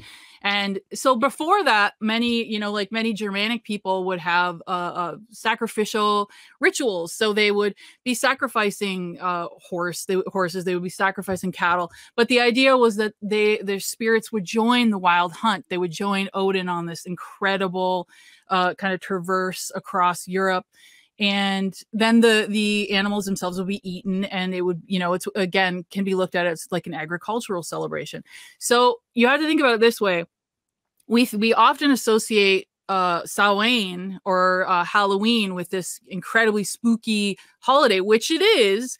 But again, pagans are good at making things very metal. And so we also have this like giant, essentially this parade that streaks across the sky of wild ghosts and spirits and just terrorizes everything in its path. And so it's kind of fun because it in a lot of ways for many pagans, it can also be very symbolic of an initiation, really, in a lot of ways, that we're getting in touch with ourselves. And you don't have to be pagan to connect with this, but the idea that we're connecting with our wild self, we're connecting with nature, we're getting deeper into that aspect of ourselves. And celebrations like the Wild Hunt and thinking about the Wild Hunt and folklore and myth in general is a really wonderful way for each of us to like get in touch with that wild person that exists within us, which I think it makes this holiday pretty badass. Yeah, it is such a metal holiday. It's earlier I had the Ghost Maidens on, who are in Scandinavia, and we were talking a little bit about it. And the veil is at its thinnest. You have all of these creatures, armies of the undead, and you have even stories of like werewolves drinking beer, like or these witches that'll come in and like peer down your chimney and maybe try to steal some of their beer. And like, so there's a lot of booze involved in it too. We should bring that back. Let's go to other people's houses and steal their beer. It's a Yule celebration. Yeah, let us in. No? Maybe. I mean, it's essentially but that's kind of the deal with wassailing. You knock on the door and you're like, give me booze. I'll sing for you, but give me booze. And if you don't, then I'm going to basically raid your house. Let's do it. Let's do it. I'm in. So you guys, I talk a lot about Santa Claus, and you may have heard him. As much as anyone else out there might exist that I've not met, you know, like I kind of know his job. I know where he lives. I know who he's married to. I know his workers that should probably unionize. I know what he rides. Kids, and when I was a kid, I would write letters to him. My parents would take me to the mall to meet him. This notion of Santa, you guys actually about your relationship with Santa. I believe in Santa Claus. Do you believe in Santa Claus? After we've been doing seances every single year for the past 3 or 4 years. On Christmas Eve every year now. Yes. For the last few years, we will hold a seance where we will try and contact Santa Claus. And every year, I don't know how it works. It seems to work. We get somebody on the line who at least decides to fill the role of Santa Claus. Yes. And Santa has a lot of interesting things to say. We've found out over the last couple of years that Santa's sleigh drives on suction. That's how it works. That's how it levitates, is suction. He's good friends with Bigfoot. Japan has the best cookies around the world. And he even gives us inspirational quotes once in a while. The one I think from last year was, "Love dangerously and wear it as a talisman." So yeah, I don't know. We talk to some weird entity every Christmas Eve who's very content to give us EVPs that say ho, ho, ho, and then let us know how the reindeer are doing, what they like to eat, and that Japan has the best cookies. All right.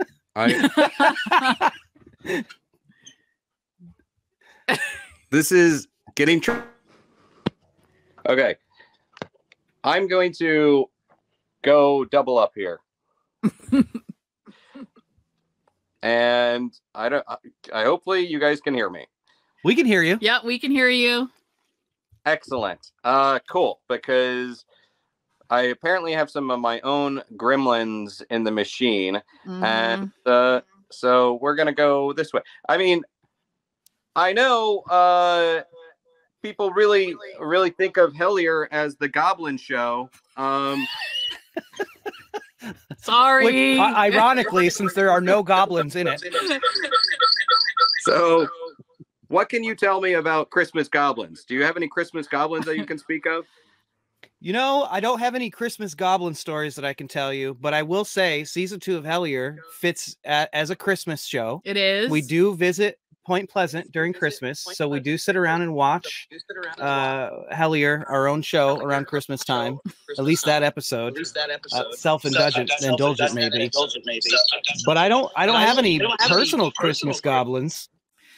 No, I mean, I don't know. I feel like this time of year has such a vibe that it feels, you know, for a lot of different reasons, it feels as if there is like an overall weirdness that is, you know, whether it's coming from like people's stress about having to be around their family members, or again, loads and loads and loads of years of tradition and celebration happening around this time of year. I find that this time of year is weird. It's like extra weird for me. It always has a vibe to it. And spending this time of year, Christmas in Point Pleasant, was very weird. Highly recommended. Everyone should do it. Yeah. You can even go to the Low Hotel, and the woman who owns the place will really stand there and look really judgmental at you as you leave at 1 a.m. to go to the Mothman Domes. Yeah. Love it. There are actually, though, Christmas goblins out there, which I love. There's these Southeastern European goblins, the Kalikansare, I believe. Is that how you say it? I've always said it Kilikanzaros. Very wrong. I like your pronunciation better. The Kilikanzaros sounds cool. It does sound kind of cool. Yeah, yours sounds better. But they're like these goblins that come out of the earth and and basically just tear shit up on the 12 days of Christmas. And the way you stop them. Have you heard of how to stop if you encounter one of these Christmas goblins, Greek Christmas goblins? How you stop them? What was it? I can't remember. We wrote a whole article about this years ago. I don't remember. How do you stop them? A colander. A colander? Do you put it on your head? No, I mean, that would make sense. That'd be very Lewis Tully. Yeah. But no, you set it out, and sort of like old school vampires, they would be obsessed with counting. So they would count the holes in the colander, and they would get to number 3 and get tripped up because that's the holy number, which you would think they'd be able to count a little bit higher. But I mean, that wouldn't really throw 3 trips me up sometimes. Yeah, they never can. That's why I do this for a living. Well, I have some more people that are about to join us, but actually, one of them is missing. But any other Christmas horrors that you have heard of that you would like to share with the audience? Because there's a lot of them. I mean, there's like, we already talked about Grilla, the Yule Cat, the Yule Lads. Have you heard of the Tomptons? No, tell me about the Tomptons. It's basically another little gnome, a house elf kind of thing. And he is one of those kind of dual characters that if you treat him well, he'll be nice to you. But especially during Christmas, if you piss him off, he will drive people insane into madness. Wow. Oh man, who did I piss off on Christmas? So in our house we have a spot. We have 2 spots specifically for our house spirit, and I am of Scottish descent, so I refer to them as brownies. Yeah. But we've got we have a tiny house for our house brownie. Mm-hmm. And then we also, in keeping with tradition, we keep a tiny chair next to the fireplace so that the house spirit will always have a place by the hearth. And it's supposed to keep them happy. So I'm hoping that they're happy with that and the cookies that we give them, because I really don't want to be driven crazy. That does not sound very It's always about making the goblins happy, not making us happy. Make sure that the goblins are happy and you'll have a happy home. Well, especially because the Tomptons also have a poisonous bite. So yeah, you want to keep them happy. I want to keep these next 2 guests happy because I don't want them waiting for too long. And I'm going to bring them in. If you guys want to hang out, you might recognize them. It is none other than John E.L. Tenney and Jessica Knapik of the What's Up Weirdo. And Toad. A black Santa hat too? Get out of here. I had Too to. good. Hey guys. I feel left out. I know.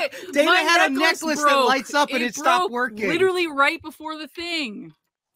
Now I feel like I should have left the Christmas hat on. Big mistake, Aaron. You should have left it on. I know. Instead of going with the fez. Well, I know this is normally your bit that you say, but what's up, weirdos? What's up, everybody? Christmas cheers. Oh my God! Look at him. And we have a toad. Oh my God! Christmas toad. Hi, Christmas Toad. toad. How is that dog not punching you in the face right now? Who's that? Oh my God! Hi, Toad. Well, first off, how are things going in Weirdo Land for Tenney and Jess? It's great. Getting ready to go and buy a Christmas tree. Yep. Yeah. What John, I'm curious, what are some of your favorite Christmas monsters, scary ghost stories? What are some of the things that that you love? It's sort of on the darker side of the holidays. I don't know if it's on the darker side. I think Greg and Dana might remember this, but like 12 years ago, a kid in my neighborhood said that they saw someone standing on the roof of my garage. Oh, that's right. And I went out there in the morning, and in the snow on the roof of my garage were just 2 footprints. What was up and there was no footprints around the garage, like nowhere else, but just 2 footprints. And I asked the kid, I was like, who was it? And he's like, I don't know. It's your house. Oh my God. How do you get up there? How did he get up there? Why was he up there?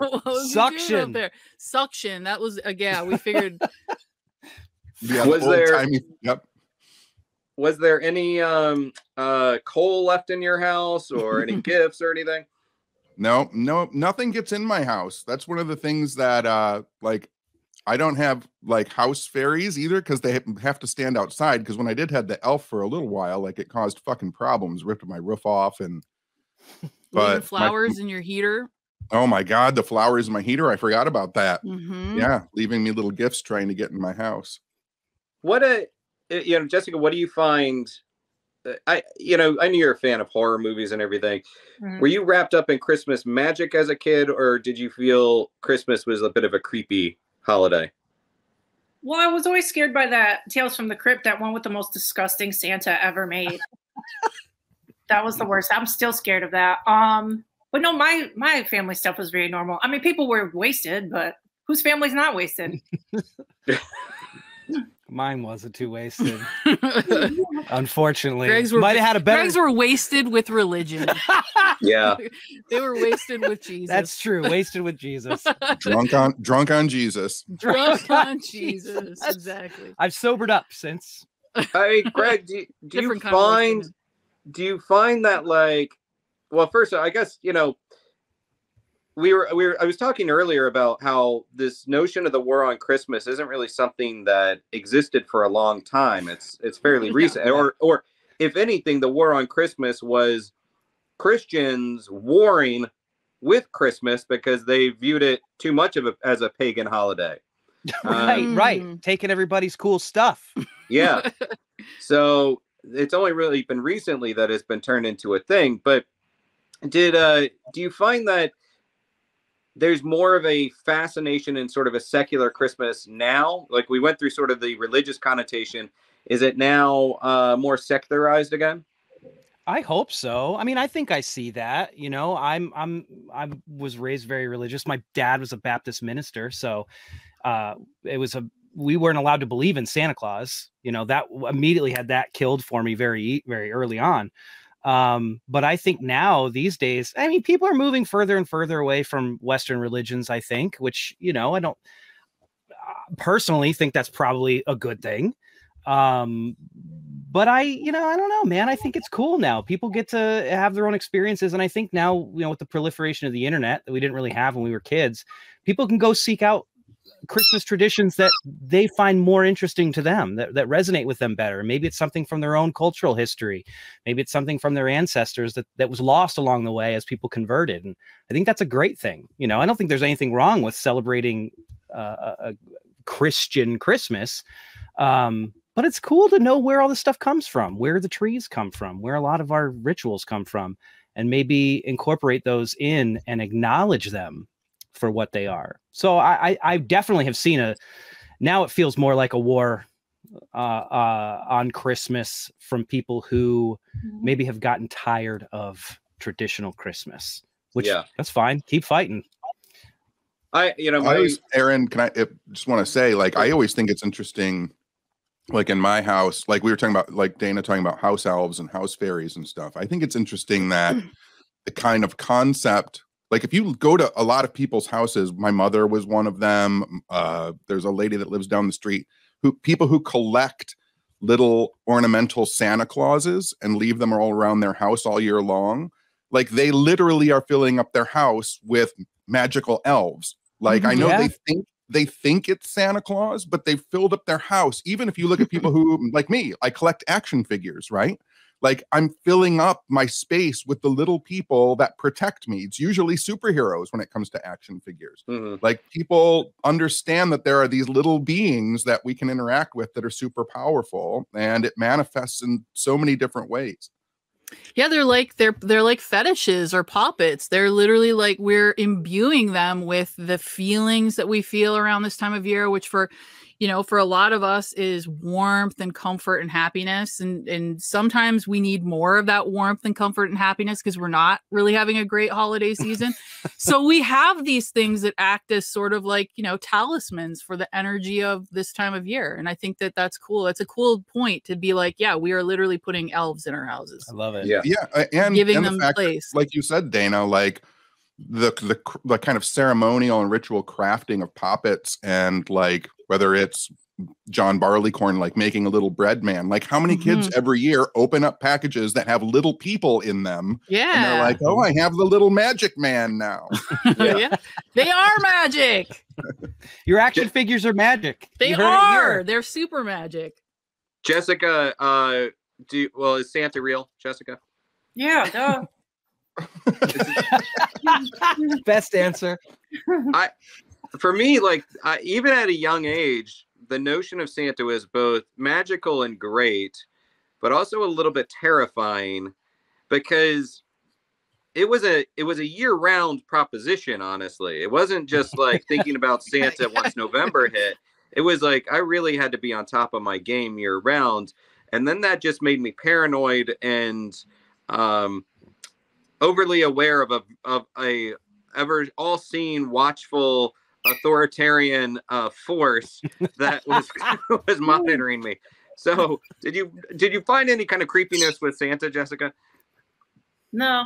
My parents were so good though at making stuff go for so long. Like I feel like me and my brother believed in the Easter Bunny and Santa until we were like fucking 17. Like it was way too late. I had putting up like little bunny feet and putting them through the house. I'm like, this is great. That's great. I have like a very distinct memory of being like 12 or 13 years old, and my parents were divorced when I was young. So like this was a Christmas we spent with my dad and we got up in the morning and my dad had gotten drunk the night before and he was like, Santa's coming late this year. You guys got to go back upstairs. And like he literally, I believed it 100%. I was like, Santa's busy. He's got other places to go. He's got to go get those presents. So we Santa didn't come till noon that Christmas. Dana, that happened a lot in my house too. My dad, I was gonna say Santa was notoriously hungover. Yeah.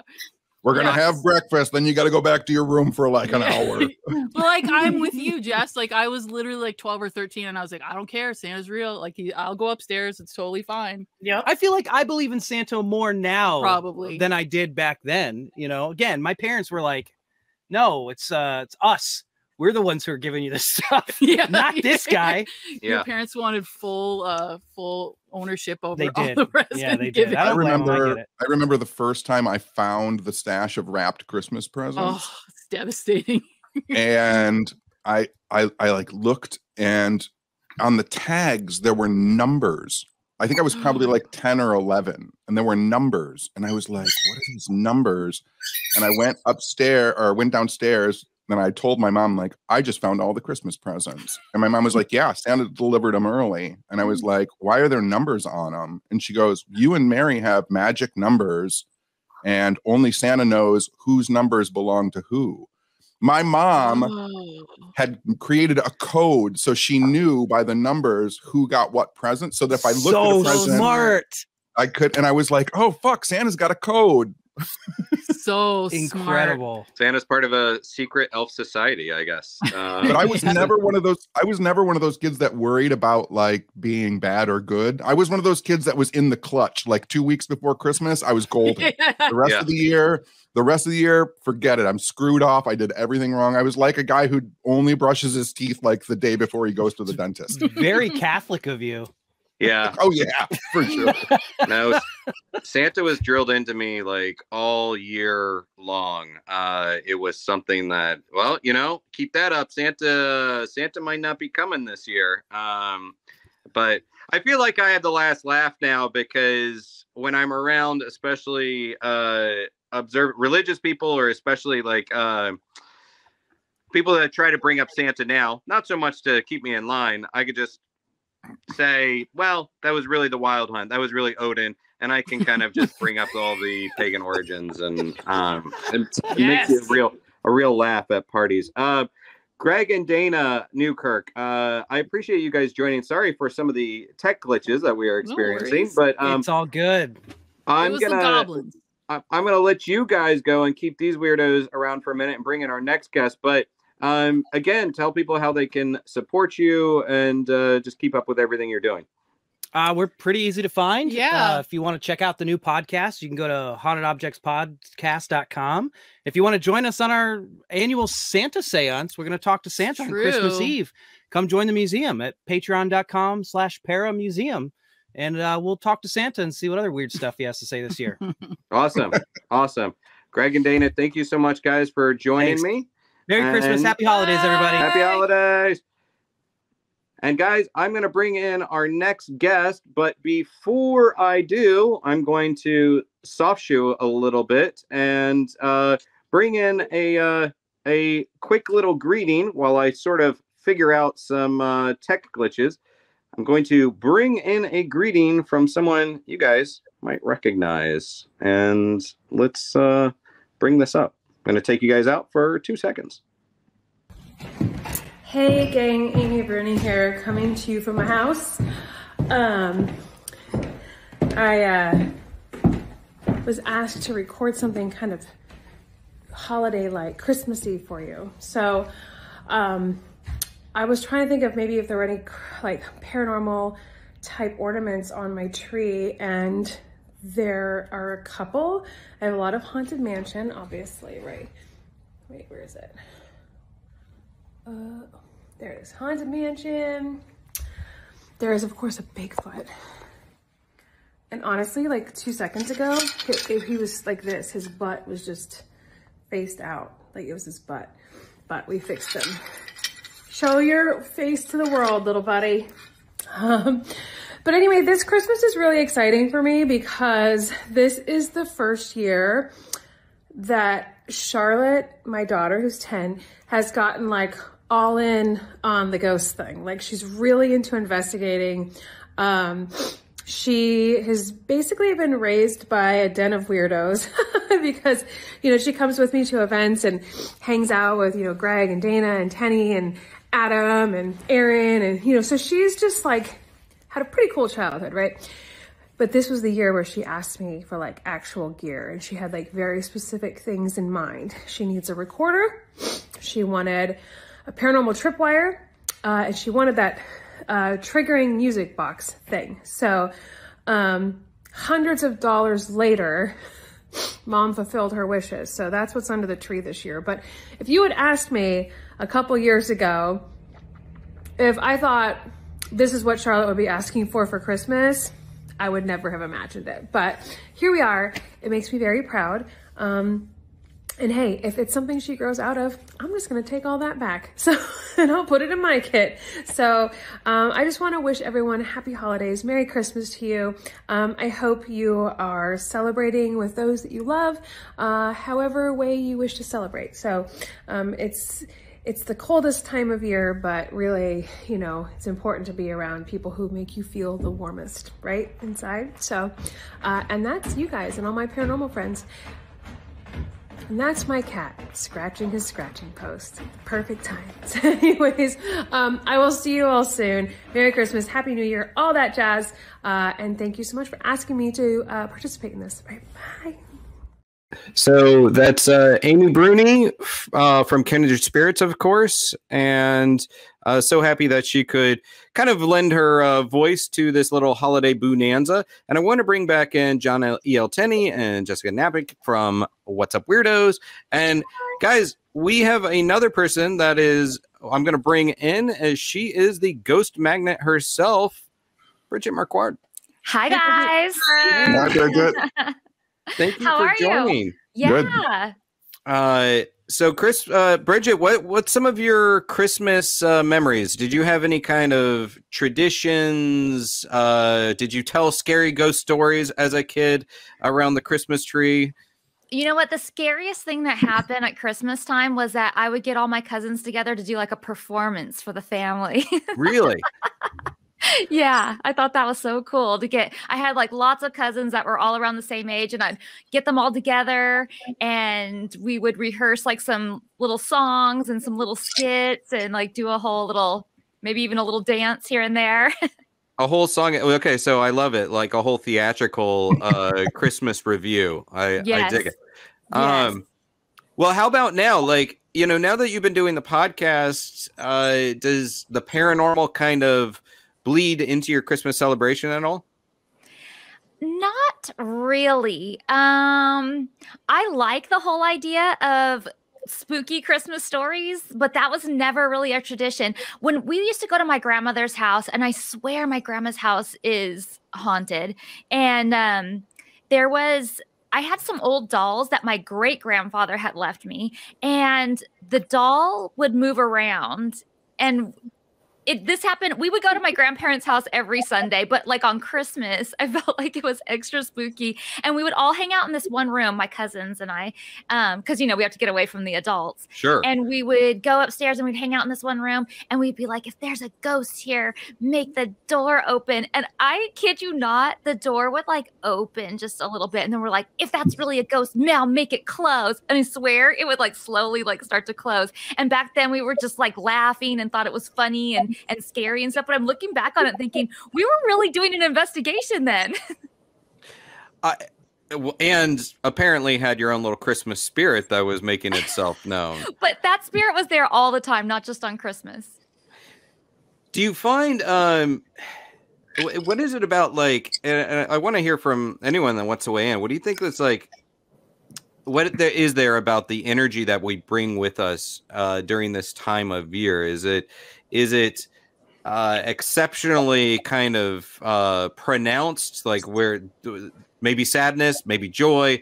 Is that just collective energy adding fuel to the paranormal fires during this time of year? It's interesting, right? Like I think there's this kind of archetypal, things got cold, things died, everybody got together and shared their stories because they didn't know if they were going to see each other next year, right? And like we've continued to do that throughout the years. Like we gather together and remember those who have passed away, and we enjoy the fact that we're all together right now in this moment, because usually for thousands of years, like people were out working in the field and, you know, they weren't around each other. And so like I think there's this archetype in our brain of this time of year of just wanting to commiserate with the people that we like and love. Mm-hmm.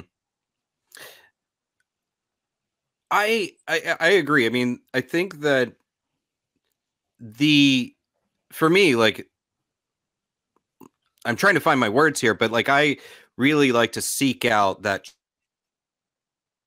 Aaron's glitchy. Oh no. He's glitched out. Looks like we have to take over the show. Sorry. I heard you guys talking before. I was like, oh. No. Go ahead, Bridget. Okay. Wait, but let Bridget take over. No, I was just going to say, I heard you guys talking before the show about Santa Claus and if that was ever like something you believed in, or was it spooky to you or what? I always thought it was really creepy that this old guy was going to sneak into our house in the middle of the night. And I was always a little bit nervous about that. Not because I thought I was good or bad or anything like that, but I was just like, there's like a stranger like coming into our house. Like that is weird and creepy. And I would try and stay awake for as long as I could to see if I would hear him. And I was like scared of that whole thing. Easter Bunny too. And even the Tooth Fairy. Like, why are they sneaking around in your house at night? My mindset was always like my parents knew who they were, so it was like friends of the family. Like they seemed to know Santa. They knew all about the Easter. They knew the rules. So like I was like, maybe these people are supposed to come, and like their parents' friends who only visit, on these weird times of the year, or if I lose a tooth. Yeah, right? I don't know. I just think it's kind of spooky. It is kind of weird. And hopefully I'm weird, but hopefully also back. Yes. I think you are. Yeah. I apparently have gremlins in my machine. And well, Jessica, let me kind of throw this one to you. Well, first off, as a kid, did you watch Gremlins? Duh, yes. Did it creep you out? No, I want a Mogwai so bad I still want one. Are you responsible enough to have a Mogwai? No. She is not. No. No. She would be feeding that Mogwai after midnight all the time and getting it wet. Getting it wet all the time. Yeah. Why do we have like this fascination with the dark side? I mean, I think it is, I was going to say fascination with the dark side during Christmas as well, and the monsters and the death and everything. I think that's perhaps explainable because Tenney, as you said, like it was a time when people didn't know if they were even going to survive the winter. So those were the embodiments of that darkness. But now, you brought up Gremlins. I just want to point out something. I've been seeing a lot of people talking about E.T. the extraterrestrial on Twitter lately for some reason. I don't know if there's an anniversary coming up or if it was released on streaming or something. But the thing that so Steven Spielberg, he was going to make a movie about the Hopkinsville Goblins.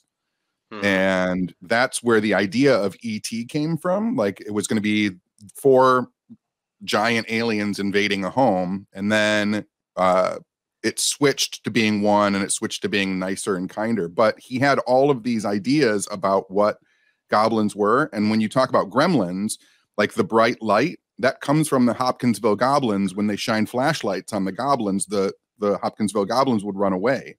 So like Mogwai and E.T. are all wrapped up with the paranormal, and I don't think people realize it.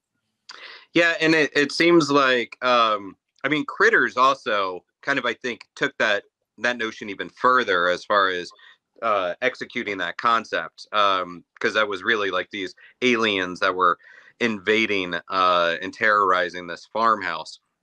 But yeah, most certainly Gremlins, like really inspired by the Kelly Hopkinsville Goblins. And that's why I love the fact that in folklore, we did have these Greek goblins that would emerge from the underworld and run amok during Christmas time. That was really a thing. Were anyone here scared of anything during Christmas time as far as the Grinch? Was that a little bit scary because he was a bad guy, or any other Christmas monsters that perhaps you were freaked out by? Just Santa. Just Santa. Yeah, because like I was saying earlier when you were glitching out, like, why is he coming into your house at night? Like, that's creepy. This weird guy, this old man coming into your house. And he can watch you all the time. Yeah, he has access to your home at any time. I didn't have a chimney, so then that led to the question that Santa has a key to my house. We didn't have a chimney either, and I always wondered, how does that work then? I thought the story was that he has a magic key that lets him into the houses that don't have chimneys. Creepy. Yeah, that is definitely the hack that parents come up with. So has anyone ever looked into like thefts occurring on Christmas as people dressed as Santa Claus? Like, is that a thing? I feel like that was at least something that was in a movie for sure, right? That had to be represented in a movie, but I don't know. It's a good question.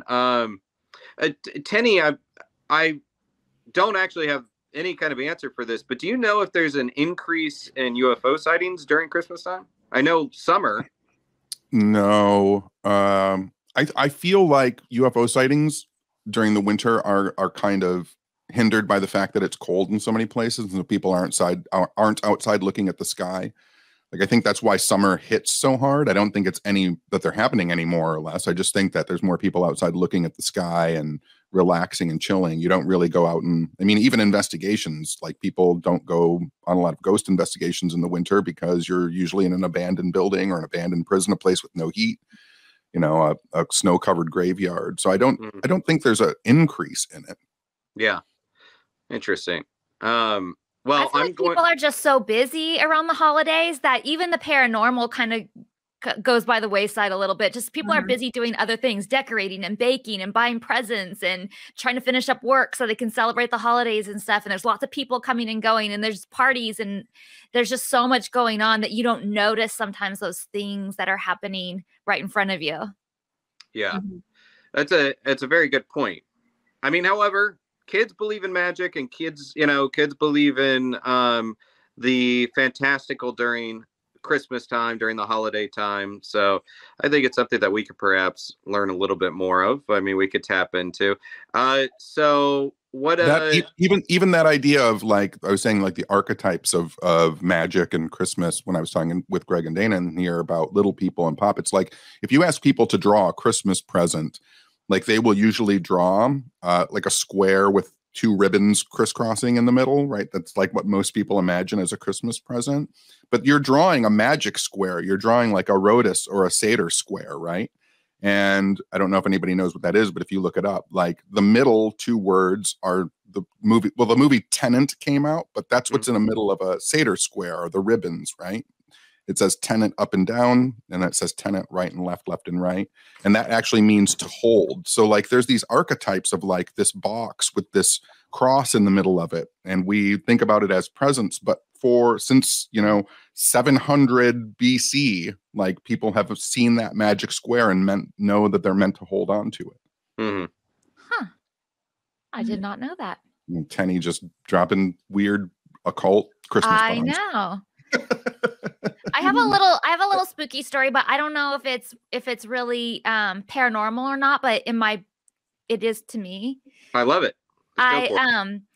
When I first was playing the Ouija board and I was having all this kind of paranormal stuff going on with my great grandfather and that kind of stuff, I got this weird phone call, and it was kind of staticky, and they left. It was just playing. I think they left a message. This is when we actually had voice.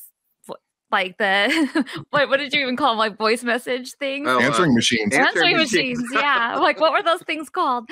They left a message just playing Little Drummer Boy, all staticky and stuff. And for some reason, I have no idea if it was paranormal or not, but it felt like it wasn't something that somebody just called and did. It kind of felt like it was coming from somewhere else, if that makes any sense. Mm-hmm. Yeah.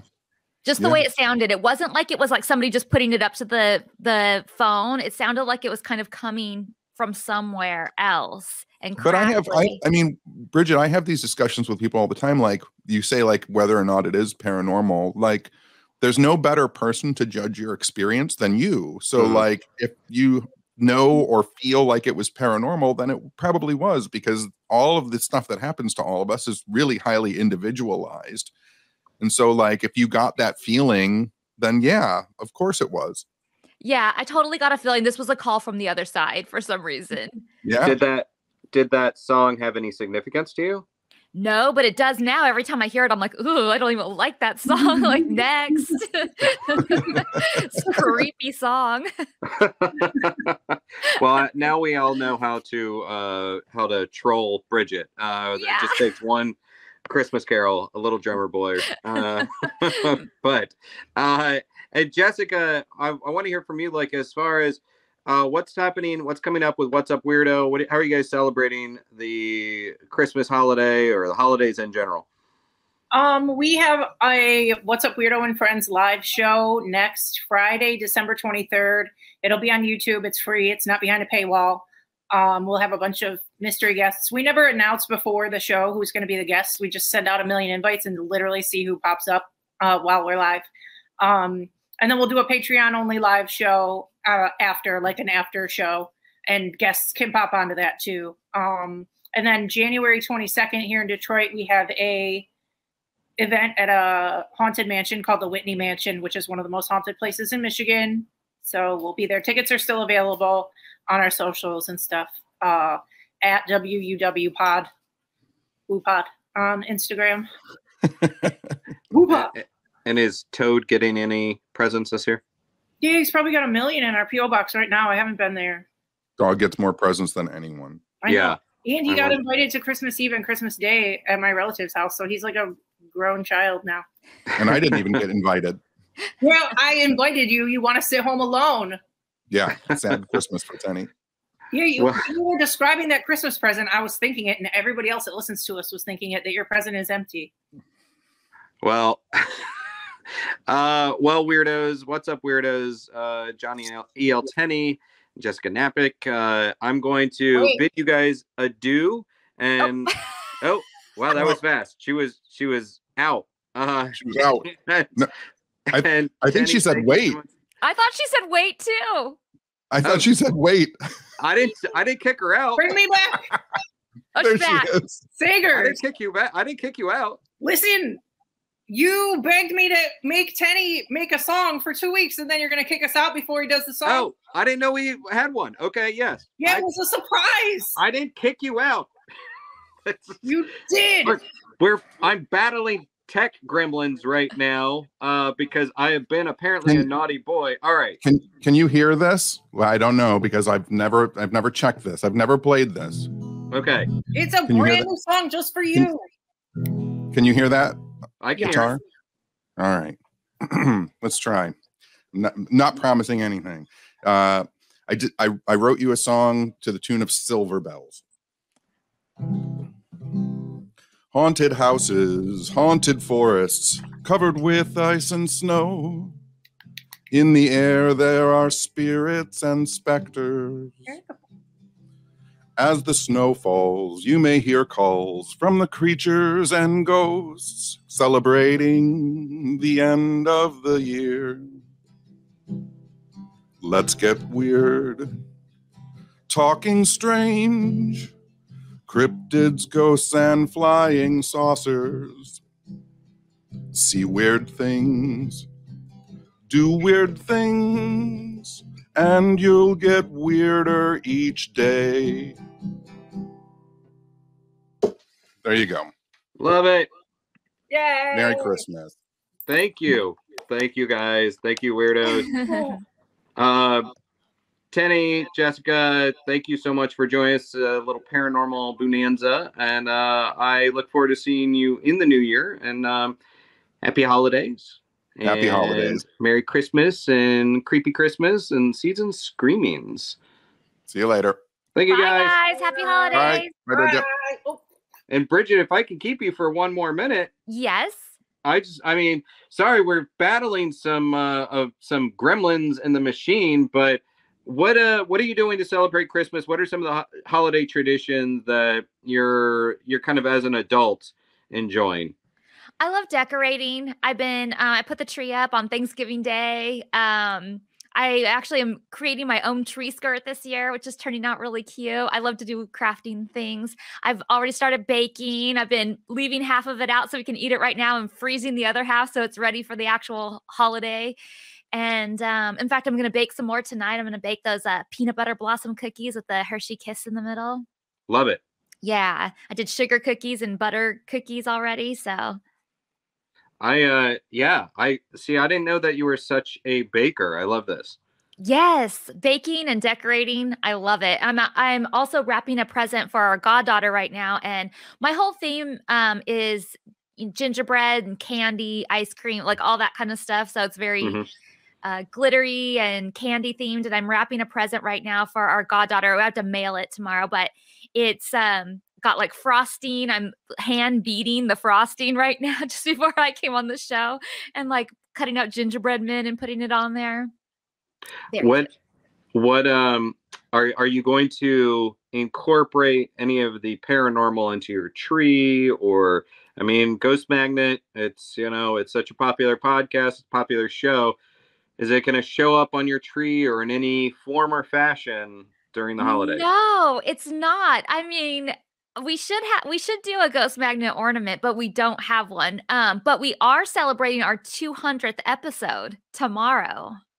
Congratulations. Thank you. That's a milestone. That's really great. Tomorrow. It's Saturday.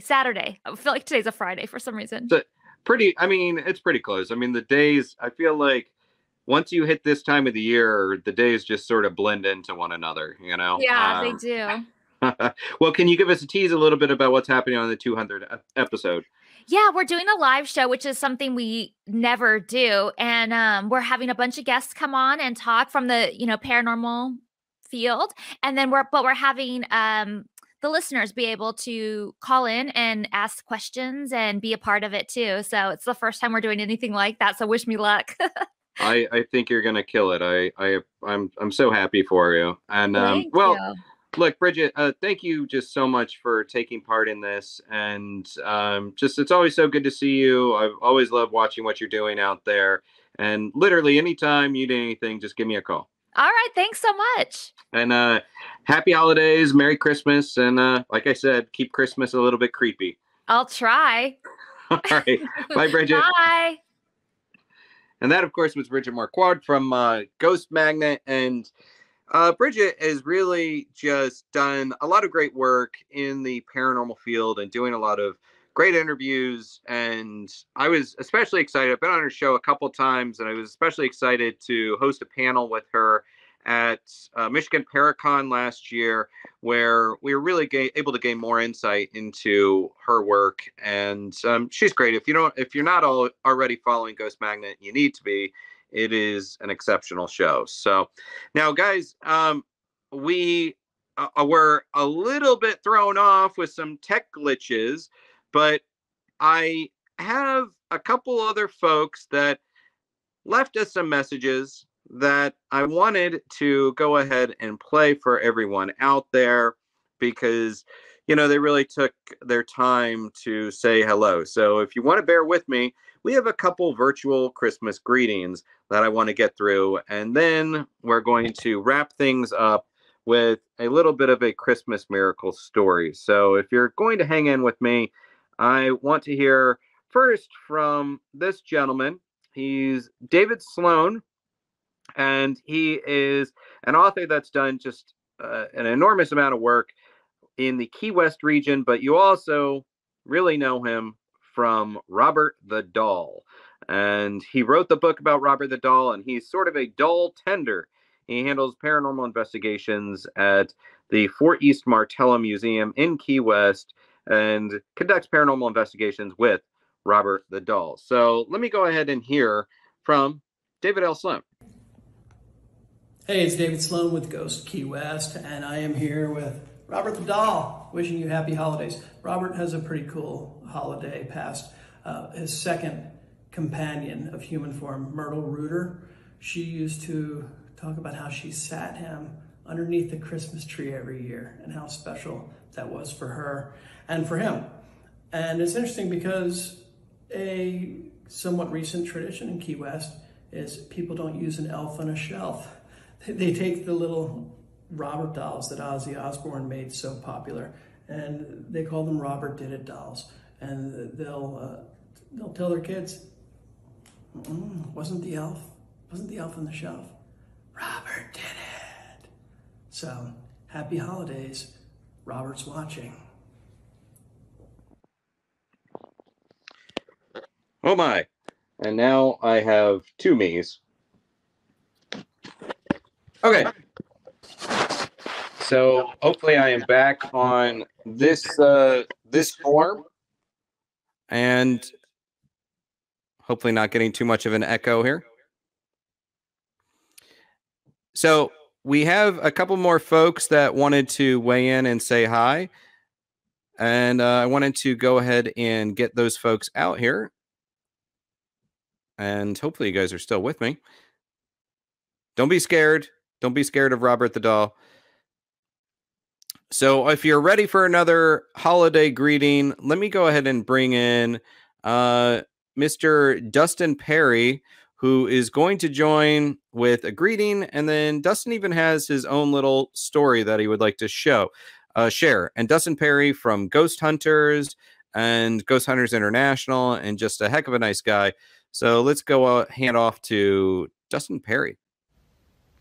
Well, hello there, Mr. Sagers and all our spooky friends out there in Tiki Land. Just want to stop by and wish you all a very happy holiday season, a happy Hanukkah, Merry Christmas, all the good things. And I wish you all the best coming up in the new year. And we're getting through the darkest part of the year, winter solstice coming up on deck just about a week's time. Once known as the most haunted night of the year because the darkness was so long. Now we just give it over to Halloween because, you know, Halloween. Anyway, wishing you all the best in the new year. Stay festive, stay merry, and try to stay on the nice list. Although, sometimes naughty's fun. See you on the road. And Dustin even recorded a little bit of a story that he wrote that I'm going to play now. And it's called Married to Christmas by Dustin Pari. Okay, this is going to be Married to Christmas by me, Dustin J. Pari. Coming at you in 3 and 2. A penny for your thoughts. $50 for your safe word. Needless to say, she had my attention. A tall, blonde-haired angel just like atop the tree, with deep blue eyes that would rival the North Pole sky at twilight time. Now listen, lady, I'd love to, but my heart's not into it. A good thing your heart isn't what I'm after. I just want to jingle your bells, you great furry beast. I get it. I'm tall, dark, and hairy. I carry around a whip, a bunch of chains, and I'm constantly wagging my tongue. I look like a walking good time. But move along, sister. I'm married to my work, to Christmas. Come on now, Krampus. Let's go upstairs. This party's dead anyway. She wasn't wrong. The holiday singles party that Mrs. Claus threw every year for those of us in the Lonely Hearts Club was, she meant well, but it was a disaster. This year especially. I was fresh off a breakup, and there wasn't enough eggnog to drown my sorrows. I told the angel my story. I was at the North Pole one day, and my eyes came across a mousy-looking elf girl with brown eyes so soft they looked like reindeer fur. She wore a cherry-red dress of crushed velvet with snow-white trim, standard issue for the girls from Mrs. C. But hers covered a sugar plum so firm you could have bounced a wooden nickel off it. She wore yellow rain boots all the time because she said it always felt like rain in her heart. A melancholy misfit hiding behind a slightly crooked smile that made her even more endearing. Everything happened so fast, the thoughts racing in my head could barely keep pace with the passion burning in my heart. Then what? Asked Angel. Huh? Then what happened? You stopped talking and gazed off like you were lost in a snow globe. Desire followed by disaster. Sometimes I still see her face in freshly fallen snow. We sat quiet for a bit. Peppermint, I said. Was that her name? Nah. It's my safe word. And there you have it. That was Dustin Pari doing Married to Christmas. And a little bit of a Christmas noir. I like it. Hopefully you guys liked it as well. And before we get out of here, like I said, I would be remiss if I didn't play a couple other greetings from folks that took their time to say hi to us. And here's one right here that I think you guys might recognize. I've got 2 in a row. So let's go ahead and throw it to... Happy holidays, everybody. Aaron asked me to make a little video, and I don't really know what to say other than I look at this time of year as a time to be with friends, be with family, appreciate the people that we have in our lives, to also reach out to the people around us, maybe that we haven't spoken to in a while. You know, it's my first Christmas without my brother. He passed away in June. So for those of you who have recently lost a loved one, not even recently, the holidays can be really hard, but I look at this time of year as an opportunity to celebrate the memories that we've had with those who have gone before us, and to also, you know, obviously make new memories. And, you know, it's new beginnings. So happy New Year, happy holidays. I hope you're all doing well, and take care.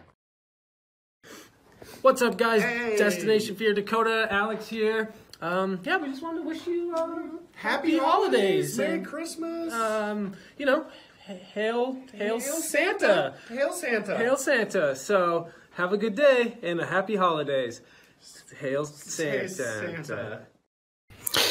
So, of course, that was Cindy Kaza from the Holzer Files and Ghost of Devil's Perch, as well as the guys from Destination Fear. Thank you for joining on those. Now, I do want to wrap things up here on a couple notes. And first off, I want to thank you guys for joining me tonight for this holiday Boo-Nanza, the Christmas and holiday variety show here on Talking Strange. We had some music, we had some stories, music by Johnny L. Tenney from the Ghost Maidens, from Sunspot. And, you know, as we wind things down, first off, I think it's worth reading this quote by the English humorist Jerome K. Jerome. And he, in 1891, talked about the popular tradition of telling ghost stories at Christmas Eve. And this kind of sums up some of the things that we're trying to do here tonight. And hopefully bringing a community together, talking about spooky things, talking about joyous things, talking about some monsters and mysteries. But Jerome K. Jerome said in 1891, It always is Christmas Eve in a ghost story. Christmas Eve is the ghosts' great gala night. On Christmas Eve, they hold their annual fete. On Christmas Eve, everybody in Ghostland, who is anybody, comes out to show himself or herself, to be seen and to see, to promenade about and display their winding sheets and grave clothes to each other. When 5 or 6 English-speaking people meet round a fire on Christmas Eve, they start telling each other ghost stories. Nothing satisfies us on a Christmas Eve but to hear each other tell authentic anecdotes about specters. It is a genial festive season, and we love to muse upon graves and dead bodies and murders and blood. And I would add miracles. We've shared a lot about the creepy side, but it's about magic and it's about miracles as well. So we have one final story tonight, and then I will return and bid you adieu. But this is a story I've been holding on to. I think it's really quite beautiful, and I hope you'll stick around to give it a listen. From the Holzer Files, from Ghost of Devil's Perch, from the Paranormal 60s show, I want to bring in my friend, Mr. Dave Schrader. Hi, Aaron, and thank you so much for allowing me to be a part of this program with you and share just a little bit of the magic of this season. This story goes back quite a few years to around Christmas time of 1998. It was my son Nathan's first Christmas. He had been born in June, and this was going to be a big one. Earlier that year, we had suffered a bit of a loss. 2 of our puppies and dogs had gotten out of the house and were never returned. It was heartbreaking to my wife and I at the time, and I decided for Christmas I was going to do something special. I would go get a fur baby to bring home to share with the family. Someone that could grow up with my son, and we would have an amazing experience for that first big Christmas. Plus, it would fill that hole, that puppy-sized hole in our hearts. So I went out with a friend of mine, and we purchased a beautiful baby basset hound. Big floppy ears, dopey eyes, and absolutely adorable. We brought the little sucker home, pulled in the driveway in the middle of a bad snowstorm, and then I realized that something had happened. Part of my keys had fallen off my keychain, including my house key.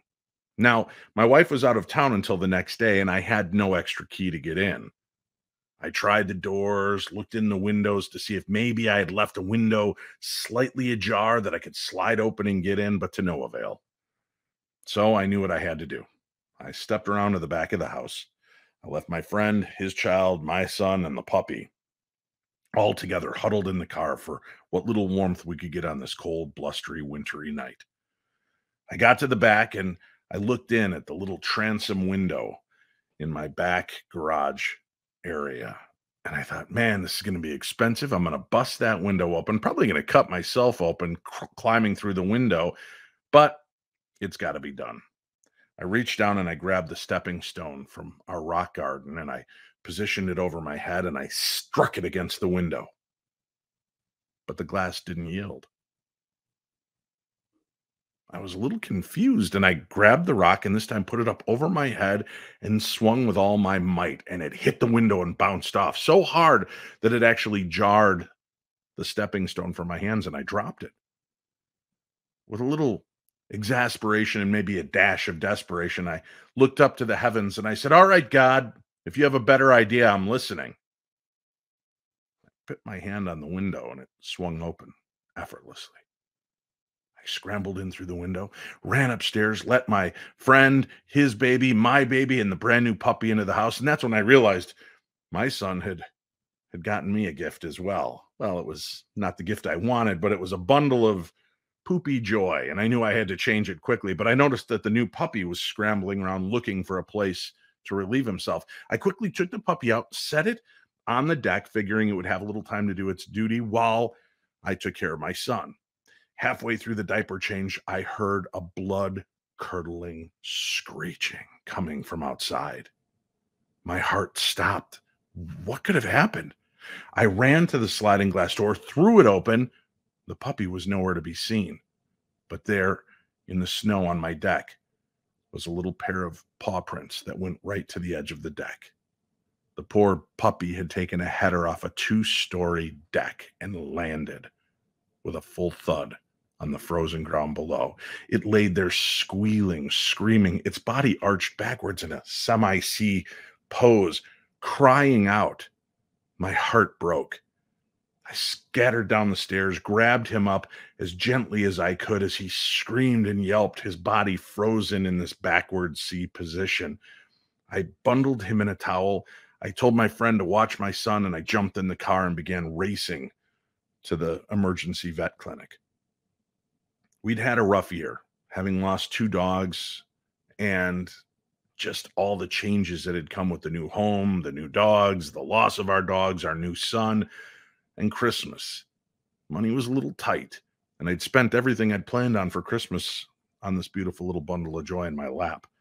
This little bundle of joy that was crying out, gasping for air, and I knew that the prognosis wasn't good. So as I sped off to the emergency vet, I put my hands on the puppy and I just said, God, I need your help here. This has been a horrible, horrible year with lots of change, lots of stress, and some dark clouds. And although we've had the beauty of my son being born, there's been so many other losses and so many other little hiccups. If this puppy is doomed to die, I pray that you just take his soul and end its suffering so that it doesn't die slowly and painfully. And with that, the little fellow went limp in my hands, and he didn't stir. I felt a little sigh of relief because he would no longer be in this pain. I got inside the vet clinic and set the bundle on the counter. Now, they knew that I was coming, and my friend had called them to alert them what had happened. And the vet staff slowly came out and saw the motionless towel laying on the counter, the look of despair on my face. And they just lowered their heads and said, I'm so sorry, sir. When suddenly the towel began to stir. There was some motion from inside the towel. They leaned forward and pulled back the flaps, and there was this beautiful little basset hound, bright-eyed, bushy-tailed, looking as though nothing had happened. They looked at each other and quickly whisked the dog back into the exam room where the vet came. During this entire time, I sat there dreading what this bill was going to cost me. I knew that they started doing x-rays and checking the dog for broken bones, internal bleeding, and any other kind of issues that may have happened with him falling off a 2-story deck. After what seemed like an eternity, but was more than about 45 minutes, they returned with this little fluffy bundle of love cuddled up in their arms, sleeping. The vet came over and he said, "When did you get this dog?" I said, "I just got him today." And he said, "Wow. And this all happened in the last few hours?" And I said, "Yeah." I said, "How bad is it?" "Mr. Schrader, we checked this dog over tip to tail. There's nothing wrong with your dog. He's absolutely fine. I can't even see any tender spots on him. Every place I touched, he just seemed to want more pets and cuddles." So I looked at him and I nodded, almost confused. And I said, "All right, well, what do I owe you?" And with that, the vet broke into a large smile and kind of looked at the vet techs around him. And he said, "You know what? It seems like I didn't really do much for your dog here. And somebody else must have actually taken care of this dog before you even got in the door." Now, apparently, the vet had overheard me talking to one of the vet techs who was still at the front desk when I told her about my desperate race to the animal hospital and my prayer to God, thinking that I'd lost the dog. So with that, I was on my way home with this beautiful little dog, completely 100% healthy. Now, before I left, he said, what's the little fella's name?" I said, "I don't know. I haven't even had a chance to name him." And he said, "Well, if I were you, I'd name him Lucky." And that's who he became, Lucky the dog. Now, when I returned home, I remembered that I'd left one thing undone. I had to return to the garage to make sure to latch that window because I'd probably broken the hasp by hitting the window so hard twice. That's what allowed it to swing open. And when I got in and went to the window, it wouldn't budge. The hasp was closed. I walked out and went to the window from behind, outside again, and pressed on it, and it would not budge. The window would not budge. The glass was not broken. The frame was not broken. The latch was not broken. But somehow, in the moment of desperation, when I cried out to God and said, "Well, if you have a better idea, I'm listening," the window swung open effortlessly. So I like to look at this moment as a fun little holiday miracle, just a few days before Christmas, and a remarkable way to end my year on a high note. I hope for you and all of your followers that their holiday season is filled with a little bit of that magic this year. None of the tragedy, but all of the happiness and love. So thanks a lot for letting me share my story with you and with your followers. Merry Christmas to all, and to all a good night. There you have it, a story of like a Christmas miracle, not like a Christmas miracle, a Christmas miracle, which I think is really just a perfect way to wrap up our evening together. And once again, I really appreciate your time. I appreciate the guests that joined us, Richard Estep, Jeff Belanger, Beckie-Ann Galentine, the Ghost Maidens, Katrine Weidman, Dana and Greg Newkirk, John Tenney, Jessica Knapik of What's Up Weirdo, Bridget Marquardt of the Ghost Magnet, as well as everyone that contributed a Christmas card and Christmas story, Dustin Pari, Brian J. Cano, Sunspot for their music. We had Amy Bruni, Cindy Kaza.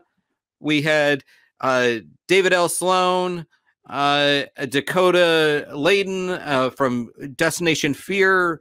So many people took their time to contribute a little bit of joy. So hopefully you will do the same this season.